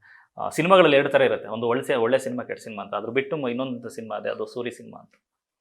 ಆ ಥರದೊಂದು ನಂಬಿಕೆ ನಿಮ್ಮ ಮೇಲೆ, ಅಂದರೆ ಸಿನಿಮಾದಲ್ಲಿ ಪ್ರತಿಯೊಂದು ಯಾವುದೇ ಥರ ಚಿತ್ರ ಮಾಡಿದ್ರು ಕೂಡ ಅವರು ಅದರಲ್ಲೇನೋ ಹೊಸದೊಂದು ವಿಷಯ ಇರುತ್ತೆ, ಕಂಟೆಂಟ್ ಇರುತ್ತೆ ಅಂತ ಜನ ಎದುರು ನೋಡ್ತಾ ಇರ್ತಾರೆ. ಹೊಸದಂತ ನಾನೇನಂತೂ ಹುಡ್ಕೋಕ್ಕೂ ಹೋಗಲ್ಲ. ಅಂದರೆ ಯಾವುದೋ ಒಂದು ಕೆಲಸ ನಮ್ಮನ್ನು ಸೆಳೆಯುತ್ತೆ ಅಥವಾ ಇವಾಗ ಸಿನಿಮಾ 1 ವರ್ಷ 2 ವರ್ಷ ನಮ್ಮ ಕಡೆಯಿಂದ ಸುಮಾರು ವಿಷಯಗಳು ಮಾಡಿಸುತ್ತೆ. ಆ ವಿಷಯದ ಆಯ್ಕೆ ಚೆನ್ನಾಗಿರಬೇಕು ಅಂತ ಬಯಸ್ತೀನಿ. ಯಾವ ವಿಷಯನ ತೊಗೊತೀವಿ ನಾವು, ಅದರ ಆಯ್ಕೆ ಚೆನ್ನಾಗಿರಬೇಕು. ಆ್ಯಂಡ್ ಅದನ್ನು ಮಾಡ್ತಿರೋರು ಸ್ವರೂಪ ಮತ್ತು ಅದರಿಂದ ಆಗೋ ಔಟ್ಪುಟ್ ಏನು, ಅದ್ರ ಬಗ್ಗೆ ಒಂದು ಸ್ವಲ್ಪ ಗಮನ ಇರುತ್ತೆ. ಸರ್ ಈ ಪ್ಯಾನ್ ಇಂಡಿಯಾ ರೇಸಲ್ಲಿ ಅಂದರೆ ನಮ್ಮ ಒಂದು ಕಂಟೆಂಟ್ ಸಿನಿಮಾಗಳು ಅಂದರೆ ನಮ್ಮ ಇಲ್ಲಿ ಸುತ್ತಮುತ್ತ ನಡೆಯುವಂಥ ಕಥೆಗಳ ಬಗ್ಗೆ ಗಮನ ಕಮ್ಮಿ ಆಗ್ತಾ ಇದೆ ಇಂಡಸ್ಟ್ರಿಯಲ್ಲಿ. ಇಲ್ಲಪ್ಪ, ಇವಾಗ ಅದು ಇವಾಗ ಪ್ಯಾನ್ ಇಂಡಿಯಾ ಅನ್ನೋದು ಒಂದು ಐಡಿಯಾ ರೀ. ಅದನ್ನು ಆ ಐಡಿಯಾನ ಸುಮಾರು ಜನ ಮಾಡ್ತಿದ್ದಾರೆ. ನೀವು ಒಳ್ಳೆ ಸಿನಿಮಾ ಮಾಡೋದು ಒಂದು ಐಡಿಯಾನೇ ಅಲ್ವ ತಿರ್ಗಾ. ನೀವೊಂದು ಗುಂಪು ಕಟ್ಕೋಬೇಕು, ಲೋ ಬಜೆಟಲ್ಲಿ ಮಾಡಬೇಕು, ಅದೆಲ್ಲೋ ಊರು ಸುತ್ತಬೇಕು, ಸಮಯಕ್ಕೆ ಕಾಯಬೇಕು, ಯಾರನ್ನೂ ಟ್ರೈನ್ ಮಾಡಬೇಕು, ವರ್ಷಾಂಗಟ್ಟಲೆ ಟ್ರೈನ್ ಮಾಡಬೇಕಾಗತ್ತೆ. ದಟ್ ಈಸ್ ಆಲ್ಸೋ ಬಜೆಟ್ನು. ಆದರೆ ಯಾರನ್ನೂ ಟ್ರೈನ್ ಮಾಡ್ತೀರಪ್ಪ, ನೀವು ಒಂದು ಗುಂಪನ್ನ ಟ್ರೈನ್ ಮಾಡ್ತೀರಾ, ನೀವೇನೋ ಶೂಟ್ ಮಾಡ್ತೀರಾ ತುಂಬ ಕಡಿಮೆ ಬಜೆಟಲ್ಲಿ, ಅದೂ ಕೂಡ ಅದ್ಭುತಗಳನ್ನ ಮಾಡುತ್ತೆ. ಇಲ್ಲಿ 400 ಕೋಟಿ 500 ಕೋಟಿ ಹಾಕ್ಕೊಂಡು ಏನೇ ಮಾಡಿದ್ರು ತಿರ್ಗಾ ಅದು ಶೂಟಿಂಗೆ, ಇದು ಕೂಡ ಅದ್ಭುತಗಳನ್ನ ಕ್ರಿಯೇಟ್ ಮಾಡುತ್ತೆ. ಇವರು 4-5 ಭಾಷೆಗೆ ಹೋಗ್ತಾರೆ, ಇವರು ಒಂದು ಭಾಷೆಗೆ ಮಾಡ್ತಾರೆ. ಏನು ಪ್ರಾಬ್ಲಮ್ ಏನಿದೆ? ಎರಡೂ ಕಡೆ ತಿರ್ಗಾ ಶ್ರದ್ಧೆ ಬೇಕು, ಸಿನಿಮಾ ಮಾಡಬೇಕು. ಎರಡೂ ಕಡೆ ಟೆಕ್ನಿಷಿಯನ್ ಇದ್ದೀವಿ, ಎರಡೂ ಕಡೆ ಐಡಿಯಾಗಳೇ ನಡೀತಾ ಇರೋದು. ಇವನು ಏನೋ ಹೇಳ್ತಾನೆ, ನಾವು ಯಾವುದೋ ಊರ ಕಡೆಗೆ ಹೋಗ್ಬಿಟ್ಟು ಏನಾದರೂ ಮಾಡ್ಕೊಂಬರೋಣ ಬನ್ನಿ ಅಂತ ಒಬ್ಬ, ಇಲ್ಲ ನಾವು ಇಲ್ಲಿ ದೊಡ್ಡ ಮಟ್ಟದ ಸೆಟ್ ಹಾಕ್ಬಿಟ್ಟು ನಾವು ಈ ರೀತಿ ಹೇಳೋಣ ಅಂತ ಒಬ್ಬರು. ಏನಿದೆ ವ್ಯತ್ಯಾಸ? ಏನು ಅಂಥದ್ದೀಗ? ನೀವು ತಿರ್ಗಾ ನೋಡೋದು ಇಬ್ಬರೂ ನೋಡಿ, ಅವನು ಓಟ್ ಹಾಕ್ತಾನಲ್ಲ, ಅವನು ಭರ್ಜರಿಯಾಗಿ ಓಟ್ ಹಾಕ್ತಾನೆ. ಅವನು ಇವತ್ತಿಗೂ ಕೆಟ್ಟದ್ದನ್ನ ಯಾವುದನ್ನೂ ಗೆಲ್ಸಿದ್ದಾನೆ ಯಾವುದಾದ್ರು? ಮತ್ತು ಏನು ಕನ್ಮಾನ ಅವಾಗ ಮಾಡ್ತಾ ಹೋಗಿ ಅಂತ ಹೇಳೋದು. ಸರ್ ಇಂಡಸ್ಟ್ರಿ ಹೋಗ್ತಿರುವಂಥ ವೇಗ, ಕನ್ನಡ ಇಂಡಸ್ಟ್ರಿ ಈಗ ಅದ್ಭುತ ವೇಗ ಅಲ್ವಾ? ನಮ್ಮಷ್ಟು ಸಿನಿಮಾಗಳು ಯಾರೂ ಮಾಡ್ತಾ ಇಲ್ಲ. ಅಂದರೆ ತಿಂಗಳಿಗೆ ನಾವು 30-40 ಸಿನಿಮಾ ರಿಲೀಸ್ ಮಾಡ್ಕೊಂಡಿದ್ದೀವಿ. ಗುಡ್. ಹಿಂಗೆ ಮುಂದುವರೆದ್ರೆ ಅಂದರೆ ಕಂಟಿನ್ಯೂಸ್ ಆಗಿ ಥಾಟ್ಸ್ ಆಚೆ ಬರ್ತಿರೋದು ಒಳ್ಳೆಯದು. ಅದಕ್ಕೆ ಪ್ರೊಡ್ಯೂಸ್ ಮಾಡ್ತಿರೋ ರೀತಿಯೂ ಒಳ್ಳೆಯದು. ಒಂದೊಂದು ಸಿನಿಮಾ 3-3 ಕೋಟಿ 4-4 ಕೋಟಿ ಅಲ್ವಾ? ಆ 4 ಕೋಟಿ ಹಾಕ್ಬೇಕಂದ್ರೆ ಎದುರಿಗಿರೋನು ಏನೋ ಒಂದು ಕತೆ ಹೇಳಬೇಕಲ್ಲ, ನಂಬಿಸ್ಬೇಕಲ್ಲ. ಆ ಕೆಲಸ ನಡೀತಿದೆ. ಈ ಗುಂಪು ಬರ್ತಾ ಬರ್ತಾ ಮಧ್ಯದಲ್ಲಿ ಇನ್ಯಾವುದೋ ಒಂದು ಗುಂಪು ಕಟ್ಕೊಂಡು ಇನ್ನೊಂದಷ್ಟು ಮುಂದೆ 10 ವರ್ಷಕ್ಕಾಗುವಷ್ಟು ಅದು ಏನನ್ನು ಒಂದು ತಂದೆ ತರ್ತಾರೆ, ಬರುತ್ತದು, ಅದನ್ನ ಹಿಡ್ಕೊಂಡು ಹೋಗ್ತಾರೆ. ಸರ್ ಈ 1.5 ದಶಕದ ಒಂದು ಅವಧಿನಲ್ಲಿ ಸರ್ ನೀವು ನೋಡಿದಾಗೆ ಅಂದರೆ ಥಿಂಕಿಂಗ್ ಇದೆಯಲ್ಲ, ಅಧ್ಯಯನ ಇದೆ, ಸಿನಿಮಾ ಅಧ್ಯಯನ ಯಾವ ಮಟ್ಟಿಗೆ ಬದಲಾಗಿದೆ ಇಂಡಸ್ಟ್ರಿಯಲ್ಲಿ ಅಂತ ಈ ಕತೆ ಆಗಲಿ. ಅಂದರೆ ನೀವು ಒಂದು ಸಿನಿಮಾ ಮಾಡ್ತೀರಿ ಅಂದರೆ ಈಗ ಅಪ್ಪು ಸರ್ಗೆ ಅಂತಂದರೆ ಅದಕ್ಕೊಂದು ತ್ಯಾಗ ಬೇಕು, ತಾಳ್ಮೆ ಬೇಕು. ಆ ಸಿನಿಮಾ ಬಗ್ಗೆ ಅಷ್ಟೊಂದು ಅಧ್ಯಯನ ಮಾಡ್ತಾ ಇದ್ರಿ. ಈಗ ಒಂದಷ್ಟು ಏನು ಅಂತಂದರೆ ವಾರಕ್ಕೆ 10 ಸಿನಿಮಾಗಳು ಬರ್ತಾ ಇದೆ. ಎಲ್ಲೋ ಒಂದ್ಸರಿ ಕಂಟೆಂಟ್ ಮೇಲೆ ಹಿಡಿತಾ ಇಲ್ಲ, ಅವಾಗಲೂ ಬರ್ತಿತ್ತು, ವಾರಕ್ಕೆ 10 ಸಿನಿಮಾ ಅವಾಗಲೂ ಬರ್ತಿತ್ತು. ಎಲ್ಲ ಕಾಲನೂ ಹೀಗೆ ಇತ್ತು, ಇದೇ ಜನನೇ ಇದ್ದಿದ್ದು. ಇವಾಗೇನೋ ತೋರಿಸ್ತಿದ್ದೀವಿ ಅನ್ನೋ ಕಾರಣಕ್ಕೆ ಏನೂ ಚೇಂಜ್ ಆಗಿದ್ದೆಲ್ಲ ಇಲ್ಲ. ಈಗಲೂ ನೀನು ಅದೇನೋ ಹೇಳ್ದಲ್ಲ, ಇವಾಗ ಅಪ್ಪು ಸರ್ ಅಂದಾಗ ಮತ್ತು ಈ ಕಡೆ ಅಂದಾಗ ಅದೇನು ವ್ಯತ್ಯಾಸ ಇಲ್ದಿರಾ ನೀನು ಪವರ್ಫುಲ್ಲಾಗಿ ನೀನು ಯೋಚನೆ ಮಾಡಿ ನನಗೆ ಇದನ್ನು ಭಕ್ತಿಯಿಂದ ಮಾಡ್ತೀನಿ ಅಂದರೆ ಇವತ್ತು ಗೆಲ್ಬೋದಲ್ಲ. ಇವತ್ತು ಗೆದ್ದರೆ ಅವತ್ತಿಗಿಂತ ದೊಡ್ಡ ಮಟ್ಟದಲ್ಲಿ ಕೊಡುತ್ತೆ. ನನಗೆ ತುಂಬ ಸಿಂಪಲ್ ರೀ. ಇವತ್ತು ನೀನು ಗೆದ್ದರೆ, ಇವತ್ತು ನಮಗೆ ಕಾಂತಾರ ಹೇಳ್ಕೊಟ್ಟಿರೋದು ಮಿನಿಮಮ್ 400 ಕೋಟಿ ಇದೆ ಇಂಡಸ್ಟ್ರಿಯಲ್ಲಿ ಎತ್ಕೊಳ್ಳಿ ಅಂತ ಹೇಳ್ತಾ ಇದ್ದಾರೆ. ನೀವು ಅದನ್ನು ಬಿಟ್ಬಿಟ್ಟು ಇಲ್ಲ ನಾವು ಏನೋ ಮಾಡ್ತೀವಿ ಇಲ್ಲ, ನೀನು ಮಾಡುಗರು 3 ಕೋಟಿಲೇ ಸಿನಿಮಾ ಮಾಡಿ ಗೆಲ್ಲು, 5 ಕೋಟಿಲಿ ಸಿನಿಮಾ ಮಾಡಿ ಗೆಲ್ಲು, 25 ಕೋಟಿ ಹಾಕು, ಇಲ್ಲ 50 ಕೋಟಿ ಹಾಕು, 100 ಕೋಟಿ ಹಾಕು, ಸ್ಕೇಲ್ ನಿಂದು. ಕಂಟೆಂಟ್ ನೋಡೋಕ್ಕಿದ್ದಾರೆ, ಎಲ್ಲ ರೀತಿ ಕಂಟೆಂಟ್ ನೋಡೋಕ್ಕೂ ಜನ ಇದ್ದಾರೆ. ನೀನು ಆಯ್ಕೆ ಮಾಡ್ಕೊ, ನೀನು ತಲೆ ಉಪಯೋಗಿಸು. ಪ್ರೊಡಕ್ಷನ್ ಮಾಡೋನು ನೀನು ತಾನೆ. ದೇವ್ ಸಿನಿಮಾ ಮಾಡ್ತೀಯೋ, ಲವ್ ಸಿನಿಮಾ ಮಾಡ್ತೀಯೋ, ಕ್ರೈಮ್ ತೊಗೊತೀಯೋ, ಏನಾದರೂ ನೀನು ಆಯ್ಕೆ ಮಾಡ್ಕೊ ಅಲ್ವಾ? ಅದೇ ತಾನೇ ಟೀಮ್ ಅಂತ ಆಗೋದು. ನೀನು ತಿರ್ಗಾ ತಂದ್ಬಿಟ್ಟು ಪ್ಯಾನ್ ಇಂಡಿಯಾ ಇವನು ಯಾರೋ ಒಬ್ಬ ಊರಲ್ಲಿ ಮಾಡಿರೋ ಸಿನಿಮಾನ ಪ್ಯಾನ್ ಇಂಡಿಯಾ ಮಾಡ್ತೀನಿ ಅನ್ನೋದು ಅದು ಬೋಗಸ್ ಆಗಿಬಿಡುತ್ತೆ. ಹಂಗಲ್ಲ, ಯಾವುದೂ ಡ್ಯಾಮೇಜ್ ಮಾಡ್ತಿಲ್ಲ. ಕಂಟಿನ್ಯೂಸ್ ವರ್ಕ್ ನಡೀತಿರೋದು ತುಂಬ ಒಳ್ಳೆ. ಅಂದರೆ ಟಿ ವಿ ಅದು ಇದು ನಡೀತಿಲ್ಲ ಅನ್ನೋ ಕಾಲದಲ್ಲೂ ಸಿನಿಮಾ ನಡೀತಿದೆ. ಬಟ್ ಅದೇ ಸಿನಿಮಾ ಮಾರ್ಕೆಟಿಂಗ್ ಅಂದರೆ ಸಿನಿಮಾನ ಅಂದರೆ ಸೋಲು ಗೆಲುವು ಅಂತ 2 ವಿಚಾರದಲ್ಲಿ ನಿರ್ಧರಿಸ್ಬಿಡ್ತಾರೆ. ಸೊ ಕನ್ನಡ ಸಿನಿಮಾಗಳು ಇಷ್ಟು ಬರ್ತಾ ಇದೆ, ಬಟ್ ಮಾರ್ಕೆಟಿಂಗ್ ವಿಚಾರದಲ್ಲಿ ಸ್ವಲ್ಪ ಎಲ್ಲೋ ಒಂದು ಕಡೆ ಸೋಲ್ತಾ ಇದೆ. ಅಂದರೆ ರಿಪೀಟೆಡ್ ಪ್ರೊಡ್ಯೂಸರ್ಸ್ಗಳು ಬರ್ತಾ ಇಲ್ಲ ಒಂದಷ್ಟು ಕಡೆಗೆ. ಎಲ್ಲೂ ಬರೋಕ್ಕೆ ಸಾಧ್ಯ ಇಲ್ಲ ಹಂಗೆ. ಅಂದರೆ ನೀನು ಯಾವುದೇ ಹೊಸ ಬಿಸ್ನೆಸ್ಸಿಗೆ ಬರೋರು ತುಂಬ ಇರ್ತಾರೆ. ಓಕೆ, ಅವ್ರಿಗೆ ಒಳ್ಳೆ ಮಾರ್ಗದರ್ಶನ ಸಿಕ್ಕಲಿಲ್ಲ ಅಂದರೆ ಅವ್ನು ಸೈಡ್ಗೆ ಹೊಟ್ಟೋಗ್ತಾನೆ. ಅದು ಆಯ್ಕೆ ಮಾಡುತ್ತೆ, ಸಿನಿಮಾನೂ ಆಯ್ಕೆ ಮಾಡುತ್ತೆ. ಒಳ್ಳೆ ಪ್ರೊಡ್ಯೂಸರ್ನು, ಒಳ್ಳೆ ನಟನ್ನ ಆಯ್ಕೆ ಮಾಡ್ದಂಗೆ ಅದು ಎಲ್ಲ ಟೆಕ್ನಿಷಿಯನ್ನು ಆಯ್ಕೆ ಮಾಡ್ದಂಗೆ ಅದೇ ಆಯ್ಕೆ ಮಾಡ್ಕೊಳುತ್ತೆ. ಅವನಿಗೊಂದು ಪರೀಕ್ಷೆ ಥರ ಇರುತ್ತೆ ಅದು. ಕೆಲವ್ರಿಗೆ ಬರ್ತಿದ್ದಂಗೆ ಏನೋ ಮುಖ ಸುಟ್ಕೊಂಡು ಹೊರಟೋಗ್ತಾರೆ, ಕೆಲವರು ಬಂದು ತುಂಬ ಸಿನಿಮಾಗಳು ಮಾಡ್ತಾರೆ. ನಾವು ಅದನ್ನು ಡಿಸೈಡ್ ಮಾಡೋಕ್ಕಾಗಲ್ಲ. ಅವನ ಆಯ್ಕೆ, ಅವನ ಭಕ್ತಿಯಿಂದ ಏನು ಮಾಡ್ತಾನೆ ಅದ್ರ ಮೇಲೆ ಡಿಪೆಂಡ್ ಆಗುತ್ತೆ. ಏನು ಫಲ ಅನ್ನೋದು ಹೇಗೆ ಅದು. ಸರ್ ಈಗ ನಿಮ್ಮ ಬತ್ತಳಿಕೆಯನ್ನು ಬರ್ತಿರುವಂಥ ಮುಂದಿನ ಸಿನಿಮಾಗಳಿಗೆ ಜನ ವೇಟ್ ಮಾಡ್ತಾರೆ ಸರ್, ಯಾವಾಗ ಏನು ಅಂತ? ಈಗ ಜಯಣ್ಣ ಅವ್ರ ಜೊತೆಗೆ ಮತ್ತು ಇವರು ನಮ್ಮ ಏನದು ಶ್ರೀಕಾಂತ್ ಅವ್ರ ಜೊತೆಗೂ ಒಟ್ಟಿಗೆ ಸಿನಿಮಾಗಳಾಗುತ್ತೆ. ಈಗ ಸಿನಿಮಾದು ಮಾತುಕತೆಗಳು ನಡೀತಾ ಇದೆ. ಇಷ್ಟರಲ್ಲೇ ಅನೌನ್ಸ್ ಮಾಡ್ತೀವಲ್ಲ. ಈಗ ಹುಡುಗರದ್ದು ಒಂದಷ್ಟು ನಡೀತಿದೆ, ಅದಕ್ಕೆ ಒಂದಷ್ಟು ಪ್ರಮೋಷನ್ ಅದು ಇದು ಮಾಡ್ತಿದ್ದೀವಿ. ಅದು ಬಿಟ್ಟರೆ ಅಂದರೆ ಈಗ ಬ್ಯಾಡ್ ಮ್ಯಾನರ್ಸ್ದೇನು ನಮಗೆ ಅದು ಸರ್ ಬರಲಿಲ್ಲ, ಎಲ್ಲ ಅಲ್ಲಲ್ಲಿಗಾಗಿ ಮುಗಿದೋಯ್ತದು. ಅದ್ರ ನಂತರ ಅಂತ ಯೋಚನೆ ಮಾಡುವಾಗ ಜಯಣ್ಣವರು ಅವರ ಬ್ಯಾನರಿಂದ ಮಾಡುವಂಥ ಸಿನಿಮಾಗಳಿಗೆ ಒಂದಷ್ಟು ಹೇಳಿದ್ದಾರೆ, ಅದಕ್ಕೆ ಒಂದು ಸ್ವಲ್ಪ ಟೈಮ್ ತೊಗೊತಾ ಇದ್ದೀವಿ. ಸರ್ ಟಗರು 2 ಆಗ್ಬೋದು ಅಂತ ಅನ್ಬಿಟ್ಟು ಏನಿಲ್ಲ ಒಂದಷ್ಟು. 2 ಆಗಲ್ಲ, 3 ಮಾಡಬೇಕಾಗತ್ತೆ. 2 ಅಂತೂ ನಾನು ಯಾವುದು ಮಾಡಲ್ಲ ಅಂತ ಹೇಳಿದ್ದೀನಿ ಓಕೆ ಓಕೆ ಅಲ್ವಾ. 2 ಮಾಡಲ್ಲ ಅಂತ ಸುಮಾರು ಕಡೆ ಹೇಳಿರೋದ್ರಿಂದ 3 ಮಾಡಬೇಕಾಗತ್ತೆ. ಅವಾಗ 3 ಅಂದರೆ ತುಂಬ ಬೇಜಾರಾಗುತ್ತೆ, ಅದೇನು 3ಗೆ ಅಂತ ಎಲ್ಲ. ಅದ್ರ ಬದಲು ಈಗ ಶಿವಣ್ಣವ್ರಿಗೆ ಬೇರೆ ಒಂದು ಟೈಟ್ಲ್ ಇಟ್ಟು ಸಿನಿಮಾ ಮಾಡ್ತೀವಿ, ಶುರು ಮಾಡ್ತೀವಿ. ಸರ್ ಕದನ ವಿರಾಮ ಇಲ್ಲ, ಕದನ ವಿರಾಮ ಇಲ್ಲ, ಕದನ ವಿರಾಮ ಇಲ್ಲ, ಆ ಥರದ್ದು ಯಾವುದೂ ಇಲ್ಲ. ಈಗ ಟೈಟ್ಲ್ ಅನೌನ್ಸ್ಮೆಂಟ್ ಎಲ್ಲ ಶುರುವಾಗುತ್ತೆ, ಇವಾಗ ಶಿವಣ್ಣವ್ರು ಸಿಕ್ತಿದ್ದಂಗೆ ಶುರುವಾಗುತ್ತೆ. ಸರ್ ಈ ಕತೆ ಅಥವಾ ಸ್ಟೋರಿ ಕಟ್ಟೋದ್ರಲ್ಲಿ ನಿಮ್ಮ ಉತ್ಸಾಹ ಯಾವತ್ತಿಗೂ ಪೀಕಲ್ಲೇ ಇರುತ್ತೆ. ಹೆಂಗೆ ಅದೇ ಕೆಲಸ ಅಲ್ವಾ, ಅದೇ ಕೆಲಸ ಮಾಡ್ತಿರೋದಲ್ವಾ, ಅದರಲ್ಲಿ ಆಶ್ಚರ್ಯ ಪಡುವಂಥದ್ದೇನಿಲ್ಲ. ಅಂದರೆ ನಿಮ್ಮ ಥರನೇ ನೀವೆದ್ದು ಬೆಳಗ್ಗೆ ಏನು ಮಾಡ್ತಿದ್ರು ಅದೇ ಥರ ನನ್ನ ಕೆಲಸಕ್ಕೆ ಸಂಬಂಧಪಟ್ಟ ನಾನು ಹುಡುಕ್ತಾ ಇದ್ದೀನಿ. ಸರ್ ಡೈಲಿ ನಿಮ್ಮ ರೂಟೀನ್ ಹೇಗಿರುತ್ತೆ ಸರ್? ಅಂದರೆ ಎಲ್ಲ ಸಾಮಾನ್ಯವಾಗಿ ನ್ಯೂಸ್ ಪೇಪರ್ ಒಂದಷ್ಟು ಕುತೂಹಲದ ಮೇಲೆ ಕಣ್ಣು ಹೋಗ್ತಾ ಇರುತ್ತೆ ಆ ಥರ. ಈ ಬೆಳಗ್ಗೆದ್ದು ಅಮ್ಮನ ಒಂದಷ್ಟು ಅಡುಗೆ ಸಹಾಯಗಳು ಮಾಡೋದು, ನನಗೆ ಇಷ್ಟ ಬಂದರೆ ವಾಕ್ ಮಾಡೋದು, ಅಥವಾ ನನಗೆ ಇಷ್ಟ ಬಂದಿದ್ದು ಕಂಟಿನ್ಯೂಸ್ ಆಗಿ, ಅಂದರೆ ರೊಟೀನಾಗಿ ಯಾವುದು ಮಾಡಲ್ಲ, ರೊಟೀನಾಗಿ ಮಾಡಲ್ಲ, ಅನಿಸಿದಾಗ ಏನಾದರೂ ಮಾಡೋದು, ಬರೆಯೋದು. ಈಗೆಲ್ಲ ಸುರೇಂದ್ರ ಸರ್ ಒಂದಷ್ಟು ಬರೀತಾರೆ, ಹಿಂಗೆ. ಅಂದರೆ ತುಂಬ ವಿಶೇಷವಾಗಿಲ್ಲ, ನೀವೇನು ಆರಾಮಾಗಿದ್ದೀರೋ ಅಷ್ಟೇ ಆರಾಮಾಗಿರೋಕ್ಕೆ ನಾನು ಟ್ರೈ ಮಾಡ್ತೀನಿ. ಸರ್ ಇತ್ತೀಚೆಗೆ ನಿಮ್ಮಲ್ಲಿ ಒಂದು ಆಧ್ಯಾತ್ಮದ ಕಡೆ ಒಲವು ಜಾಸ್ತಿ ಆಗಿದೆ ಅಂತ?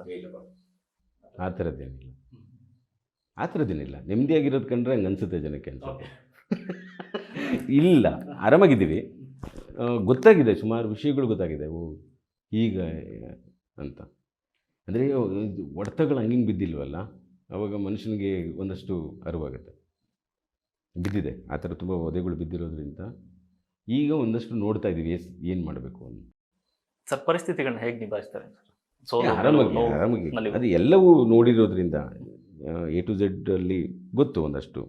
ಆ ಕಾರಣಕ್ಕೆ ಅದೇನು ಕಾಡಲ್ಲ ಬದುಕು, ಆ ಥರದ್ದೇನು ಪ್ಲೇಸ್ಮೆಂಟ್ ವಿಷಯದಲ್ಲಿ ಏನಿಲ್ಲ. ನಾವು ಎತ್ತರ ಆ ದಿಕ್ಕಲ್ಲಿ ಯೋಚನೆ ಮಾಡಲ್ಲ ತಲೆ.